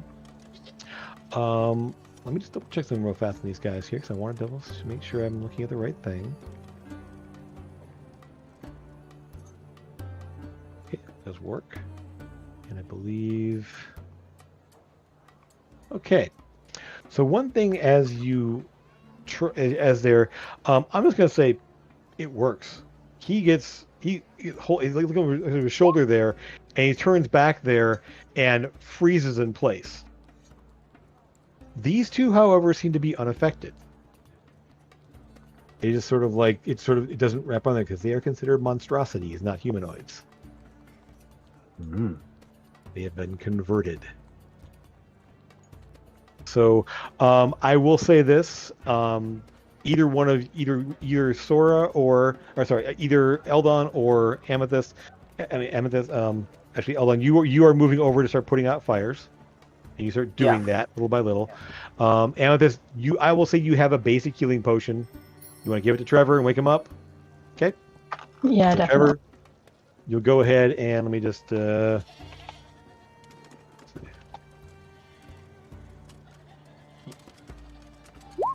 you go ahead and get 8 hit points back and be up again. As you see sort of the fire raging over Eldon sort of like putting the flames out there. Just a massive, terrible scene of carnage in front of you. Right. Eldon, as you're putting out fires, you will take note that there are people in these buildings. They are essentially just lying there on cots or beds or on the floor. They are motionless, just lying there, pretty much doing nothing. So as you're doing that, you're going to see that through the gaps and the gaps in the walls as you go there. Lucas, it's not hard if you want. This guy's not hard to take down here if you want to just bash him across the head and knock him unconscious, or you can just run him through with a sword. I'll knock him unconscious. Yours is at 3 hit points currently. Sorry, yours is at 7 hit points. So you can choose to either knock them out or kill them. I'll knock him out. Okay. So we'll just go ahead and put him CP time. Sora, how about you? What's your plan there? I'm gonna do protection from poison on that person and kill the snake. Okay. So you work on killing the snake there. Protection from poison doesn't really do anything. Then lay on hands. Doesn't do anything either. Doesn't have any effect. And this person is still attacking me, essentially? You can clock him in the head and knock him out if you really want to, or Yes. you can just crush his skull. Either way. I just want to knock him out. I don't want to kill him. Okay. I have You're been not asked supposed to to be not with him. to. Okay. Let's go ahead and do that. Although he's evil, he should not be. But he wasn't evil before, I'm sure. He's been turned into some sort of monstrosity. It's not his fault. Lay on hands didn't work, and protection from poison didn't work. Whatever's happened to him has already happened.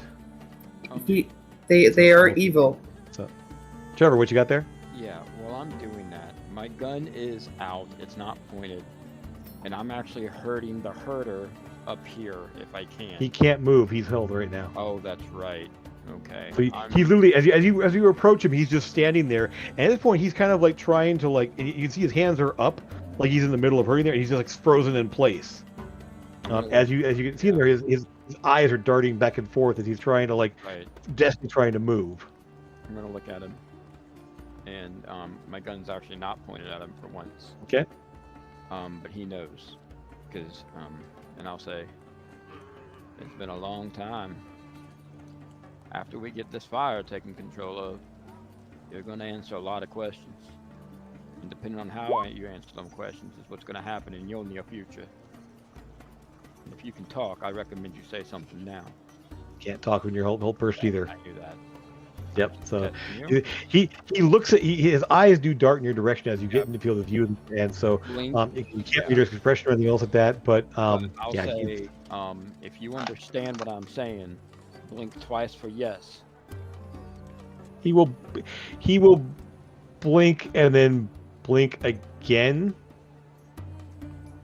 You remember he spoke very bad Common. Yeah. He speaks Sylvan. He speaks Sylvan, yeah.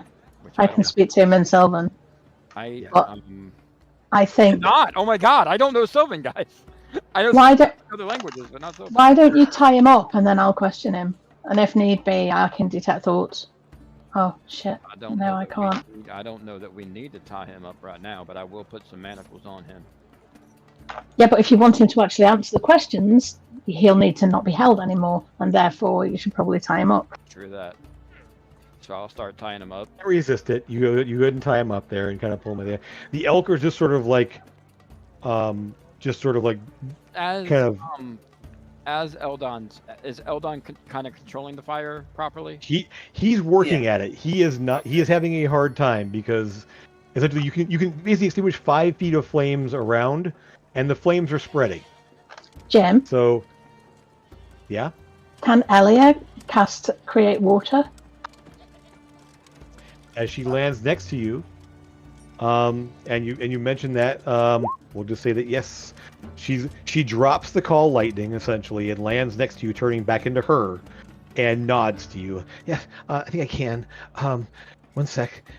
And so if you can get binding ice, that'll take care of this batch over here. Well, I was gonna hit this whole big old thing right here with that giant cone. Well, there's also 30-foot cone. So okay. It's about. I mean, 30 foot cone is not as big as you think. It's only. Yeah, at the end it's. There. Well, that's 30 foot. Okay, yeah, there's 30 foot. Yeah, that's big. Yeah. Yeah. So yeah, you can get a big chunk of this fire there, and Elia will go ahead and create water, a certain type of flames there, and we'll go ahead and start continuing. You're able to slowly put out the fire as you knock people unconscious. If there are people in these huts next to Lucas, he'll drag them out. Okay. The one's burning, obviously. I'm going to go ahead and essentially. The center building is destroyed. It got hit by multiple fireballs. I'm just going to leave the ring on here. It's not actually actively burning, but it is mostly charred, a charred mess. Some other things you will see around the place as you start doing cleanup. Lucas, the people in there are unresponsive and obviously drugged. All of them, you can see there are patches of scales over parts of their body. They're not completely covered, but they are unconscious, and the scales are sort of patchy, pale colored, like whitish scales, similar to the guys that you knocked out outside. This guy is tied up, can't do anything for the moment. Right. Everyone else here. This wagon here is, I'm gonna go ahead and, is well and truly charred as well. There's not much to salvage on this one. And it was full of chemical supplies that have all sort of like helped to blow up, and then it got partially jostled and messed up even more by a force pulse and other things. And so, yeah, the small wagon is messed up. Does the slog go away? Or you keep it out? I'm going to keep him out for the time being. If I'm going to get this guy to talk to me, I'm going to have him stand next to me for a bit of intimidation. Sure. At this point, I know it's cliche at this point with me, but my gun is out. Sure. I kind of figured your gun is available there. But he's not even shaking or anything. He's just got it like at his face. Yeah. Let's go ahead and say the bridge is destroyed here. Across this little way here, so it's a little difficult to get across from here to where the slot is, but it's a little bit of a stream that moving along here, so this little bridge is gone. Other than that, so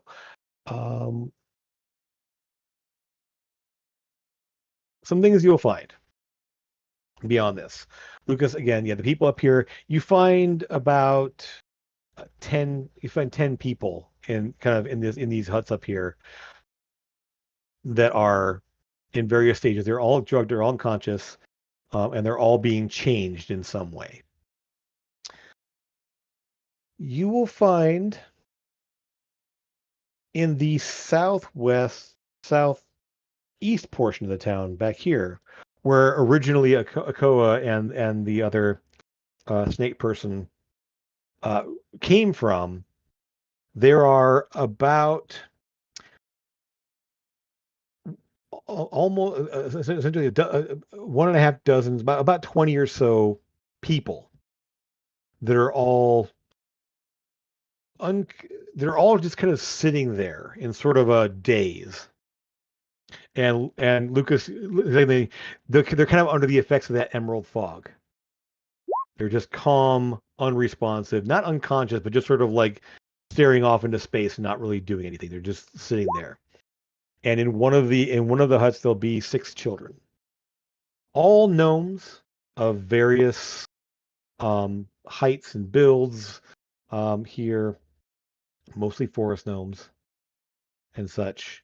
But the children are they're also in sort of that dazed state. As well as the adults that are all there. And they're all kind of separated into different buildings there. So all pretty much the entire south portion down here of the village. You'll see these buildings down here.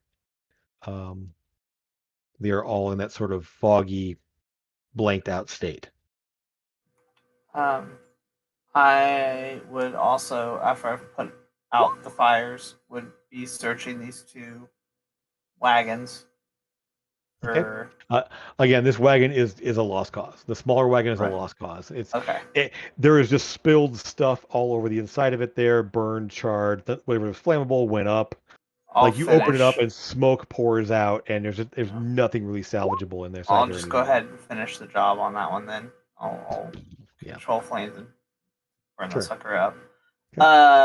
Then the big one, then I'm looking for like antidotes, different things like that. Maybe books and journals on exactly what they were doing. Like see if I can find some of the recipes, so I can counteract some of these things. Like Yeah, they do not have written materials. As far as they did not write down what they were doing out there. You do find a number of different concoctions. Yes. Let's pull out my journal. Oh, sure. So there's a number. There's at least 3 different concoctions that you find. one of which you can tell is the emerald fog. You find 4 more vials of that in the big wagon. You find 2 other concoctions. You do not recognize what they are or what they do. Both various kind of one's a sort of a cloudy white residue, kind of milky looking, but a little bit of like particulate, like swirl to it, and then one sort of a pale greenish liquid.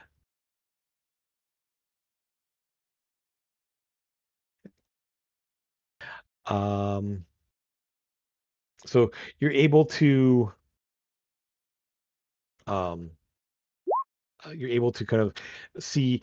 Sorry, so the whitish liquid, there are 2 vials of that, and the other that's there, the other one is the pale greenish liquid. There are 8 vials of that.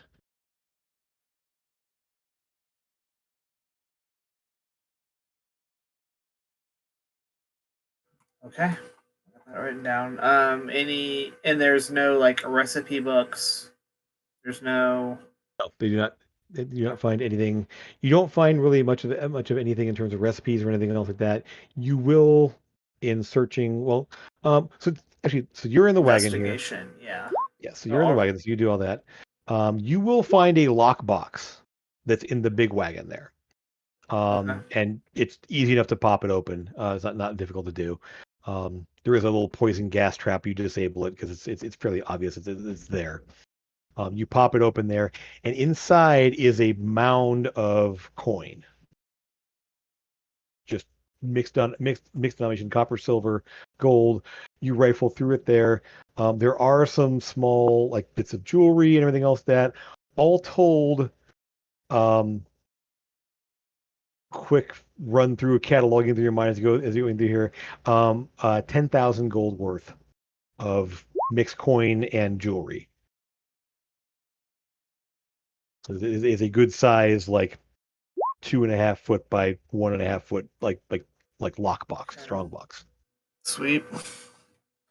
And just different, all pretty much Gervon denominations. Basic jewelry, different gems, everything else that. Okay, so I'm seeing some things flying by in chat here. So let me try to respond to something, or let me know what you're doing here, to respond there. So, yeah, Trevor, that's what you find there. Okay. I just didn't want to talk over you. Sorry. No worries. I just can't respond to what's happening there, but I can't read it all. So. You know the guy with the elks, is he a Yonti? He is. Yes. So Okay. he is similar to the purebloods, the women there. He has snake-like features, faint scales there, definitely reptilian eyes, and sort of and you can see the forked tongue. He does have a little more humanoid features though. So he actually has a nose. He's got kind of the chin, and it's like he just take an elf and give him kind of yellowish scales over his face, and across his hands and arms. He does have sort of like wispy, like kind of blondish hair even, but he's definitely some degree of Yuan-Ti. He does have same features there. He does speak Sylvan. He does speak broken common, so he can kind of like give rough answers to things. But in terms of like anything complicated or in depth, he can't really answer in common.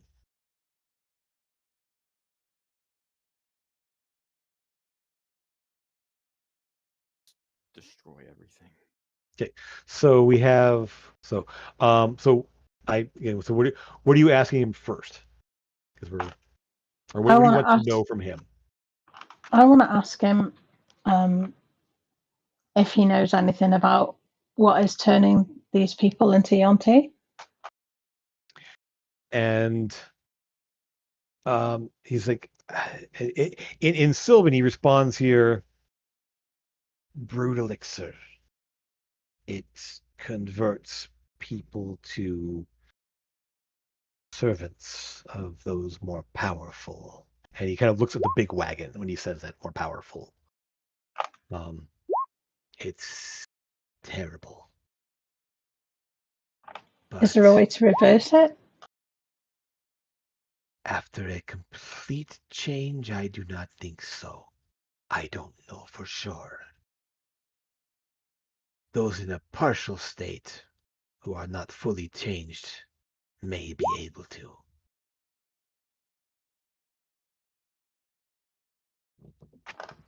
Any idea how? You kind of a counter agent or magic of some kind. I do not know.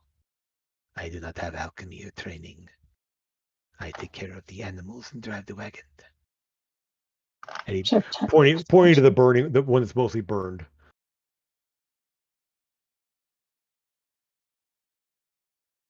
Looks like he's in the market for a new job now. so is there still Leonti in that wagon, do we think? The big wagon, no. You can see that's when Eldon's searching there. He found the coin. He found some elixirs. He found some vials and stuff there. You will also see there is absolutely signs that a large snake or multiple snakes live inside this wagon. It is large enough that somebody could coil up, and you do see some shed scales and a bit of snake skin, kind of underneath things. It is definitely large enough for the massive one and maybe a couple and some of the smaller ones to ride inside of this.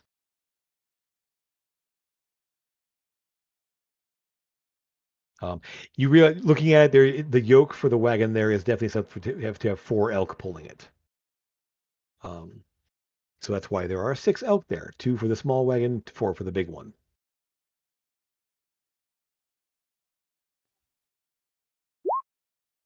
What else are you asking? Sorry, Rob was telling me about healing. Okay. Just that question, please, Amethyst. Who are those heals for? Both for me. Okay, thank you. Right. So because you wanted to know if he knows about your parents. He was I was not Trevor. part of. Sorry, Trevor. Yeah, sorry. I was not a part of that operation of any kind. We were scouts and looked for opportunities, but not any of the distribution. You have. And so the gist of it basically is that the big wagon did that stuff, and the small wagon just went around and found things, which actually matches up with Brevalor's story as well, because he actually ran the small wagon for a time. And they were just traveling herbalists and apothecaries and looking for resources, essentially. So he's like, you do see that he's So you will see. Go ahead. Oh, sorry, no. You didn't make one attack against us, so I know the truth. However, you are part of this group. Amethyst, do you have any more questions? I'm going to need you to trust me on something. I have questions. Have you always been Yonti?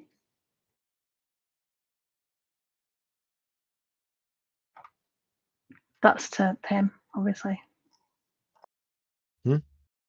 I've asked him if he's always been Yonti. Yeah. And so yes, he's this is how I was born. I am one of the lesser kind. The pure blooded, as they're called. Which is more of an insult to my kind.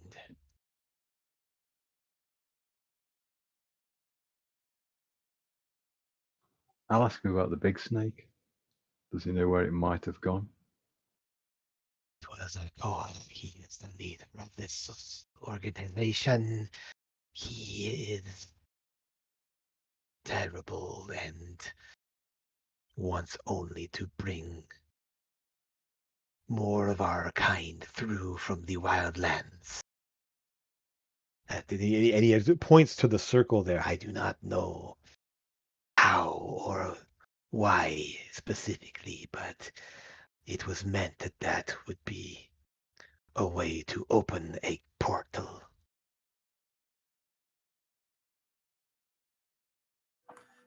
Speaking of, after Eldon got done tossing that whole thing, I'd go and make a diagram, Yeah.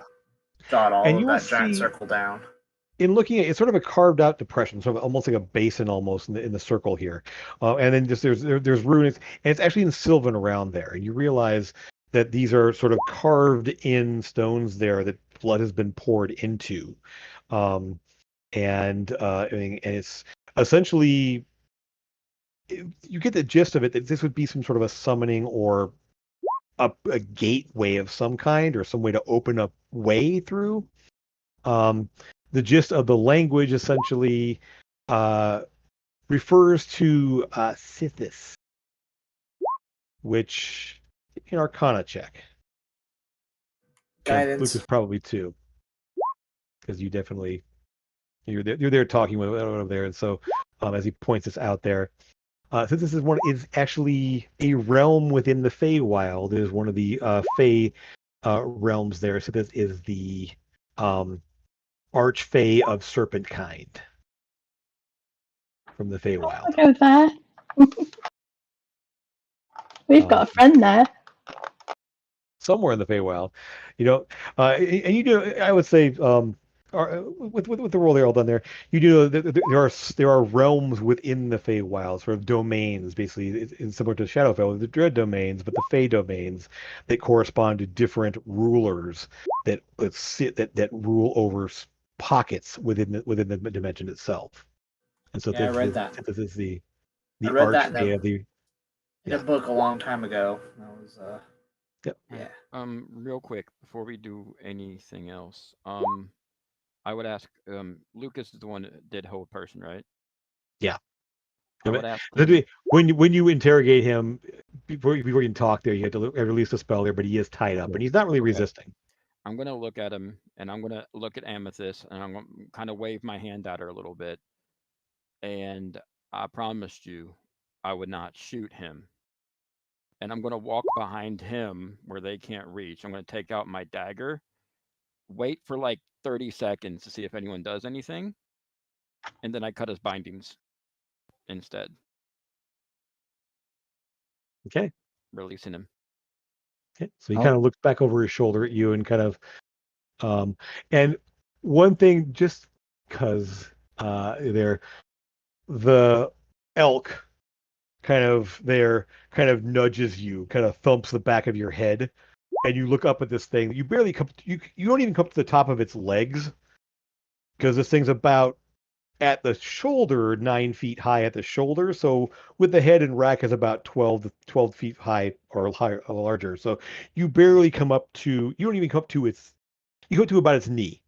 And so it leans down and like thuds you in the back of the head with its muzzle. Can I recognize, remember when these are the same elk, I presume, right? That we've seen the first time? Well, you assume that two of them are. Right. But yeah. I'm just wondering if one of them is the one I kind of like actually got to let me pet it. Give me a nature check. Nature check. Oh, I was hoping for animal handling, but I will take nature. I'll go animal handling too. That's fine. Either one. I got a +5 in that. I'm just saying. So yeah. Okay. You're not sure exactly. It's hard to tell them apart. I mean, it's like, but again, they only have super distinctive markings, all kind of a bluish, pale, white bluish hide, kind of golden, almost luminescent horns that are kind of fuzzy covered, kind of that downy covering over them. And I'll whisper in his ear, I never want to see you again.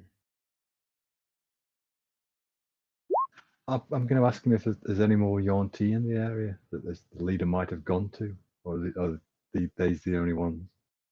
And yes, and speaking of Sylvan, he looks back at you and I do not know of any. I only know of ours and Akoa's wagon. It is not a we are far from home. Does he know what spell he might have used? For teleportation, is it a long distance one or a short distance one? I do not know what it was exactly. I had never seen it like before, but he has power similar to druid types. I don't know the source or the extent of his power. but it has grown over time. Does he have a coin? A platinum coin? You've seen about his person? I do know of a disc of platinum he wears around his neck. It is wrapped in vines. And he's called the name Sispana. I do not know what that is. I do have one more question. He kind of question and answer. And he sort of looks up at you, sort of Yeah. like kind of like trying to understand what you're saying, Yeah. but he knows the word question I at say least. it very slowly, not Sure. like insulting him, but like Sure, yeah. you know what I mean at all. I'm trying to be Yeah. no And he like pauses, listening there, and it says, hobgoblin with big gun. I'll Who? translate it telepathically when he speaks. "Okay, That's all I say. I do not know this one. He has been around for the last week or so, Has he been a problem to watching. you all? No, he spoke with Akoa Thank you. and watched over the village. Did not interact with us very much." And so you translate. I'll nod and just be like, Mhm. I believe there's no reason I won't even do like a check or anything, like because he hasn't lied yet. Mhm. Um, Yeah, he seems, and Sora, you can see it just by his body language that as you stand, I mean, I assume you're kind of in the area at least there. He's, I No, I'm mean, off digging graves for for the dead Yanti people. okay, so yeah, so inside the walls or outside the walls. Inside. Okay, all right. So I you know start. that guy's still out there somewhere. I'm not that dumb. You do not see or hear any sign of the sniper. I don't, but I know he was out there at some. Yep, yep, he trust me, is. we're gonna get him. So, uh, with that, is there any other questions or things you want to look into here for the most part there? We will have an I mean- opportunity to follow up some more with some things if you wish, but Yeah, I was just gonna dig through the bodies. We need to get rid of Um, this circle somehow. It's clearly it's not in, not in, in good. Eldon, Lucas, Amethyst, you don't sense any power rating from it there. It's sort of like waiting for something. Um, so essentially, it's not like there's anything here that's ready to go off like a time bomb or anything like that. It's just like it's something that's been prepped but has not been invested with power as of yet. Right, okay. So essentially, it is a place for a ritual, but a ritual has not taken place. Lucas will ask Trevor if his Mhm. passenger knows anything about the name that the Akoa was speaking. I do not. So Lucia will speak up He's since. passenger. Yep. I don't know specifically of this Cispanel, but it could be a fey of some kind, bound in some similar fashion. If he did have a coin, I do know the Dark King did have some fey under his control, and this would definitely fit the bill, as they say.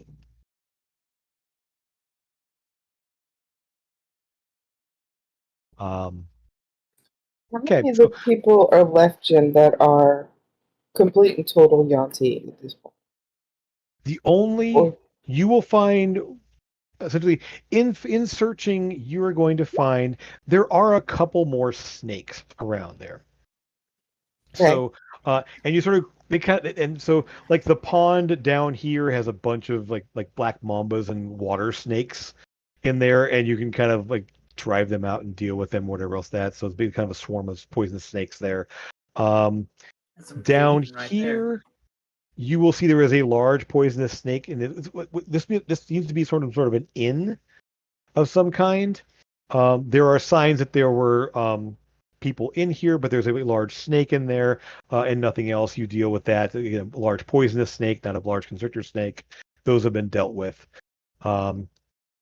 Of the people in here, only the two unconscious ones are converted to the Yuan-Ti like this, and there are no other Yuan-Ti besides Sylvas here is his name. Okay, well then I will change my answer from earlier of not killing him to killing him, and I will go over to the other guy and do the same. Okay. And then All right. put them in the grave. Okay.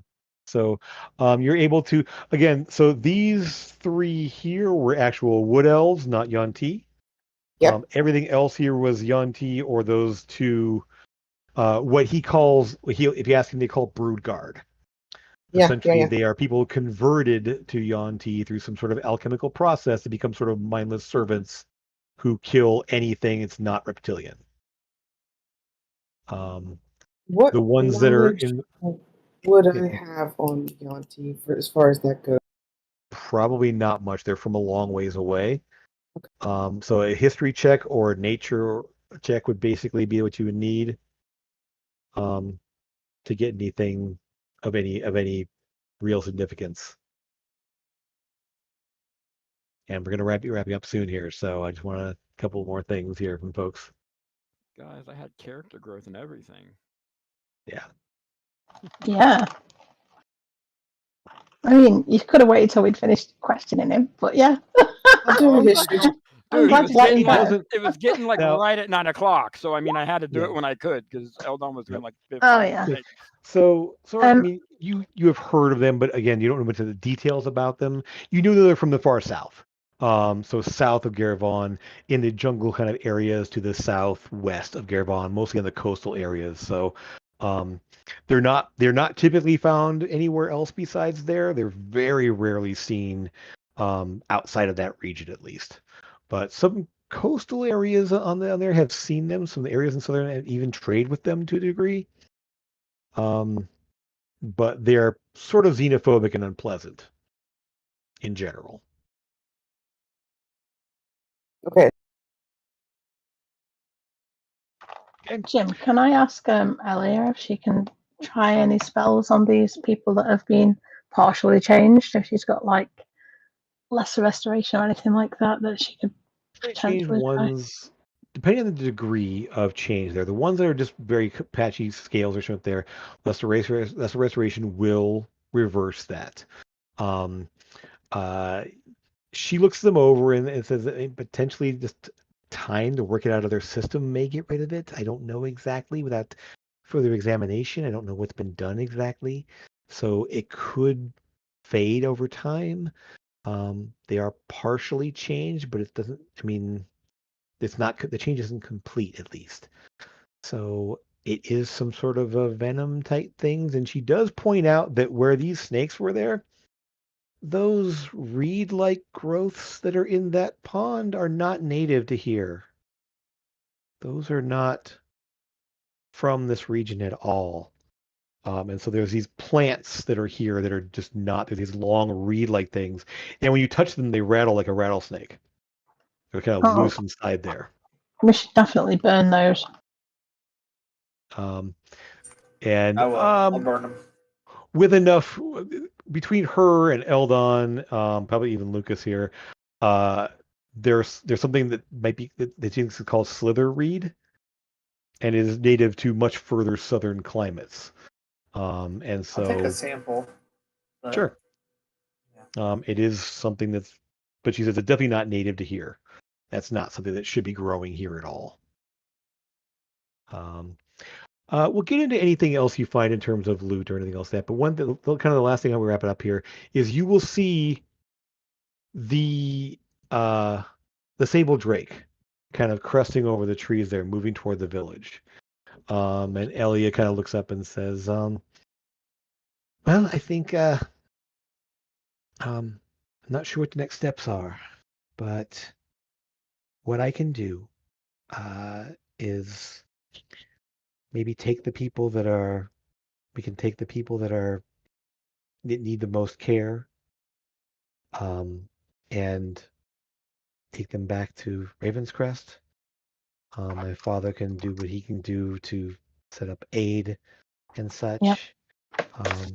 I think the whatever drug effect they have, if we can cure some of them, they can set up somebody to help deal with the Yeah. survivors here and everything. So Check at the temple as well if they can help.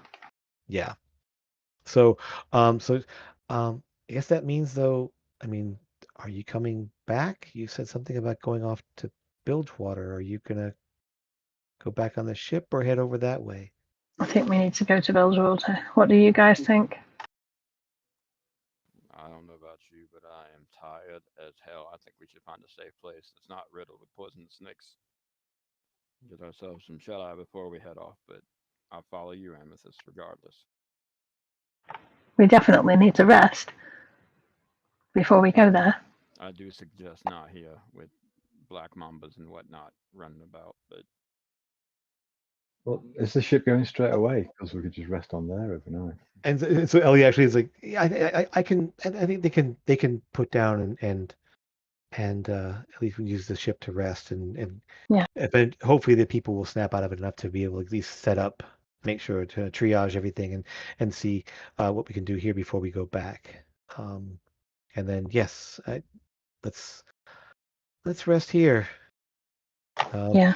And you'll see that she's actually looking totally fine now that she's all the damage she took from you, Amethyst, there was while she was in giant eagle form, so it didn't apply to her normal form.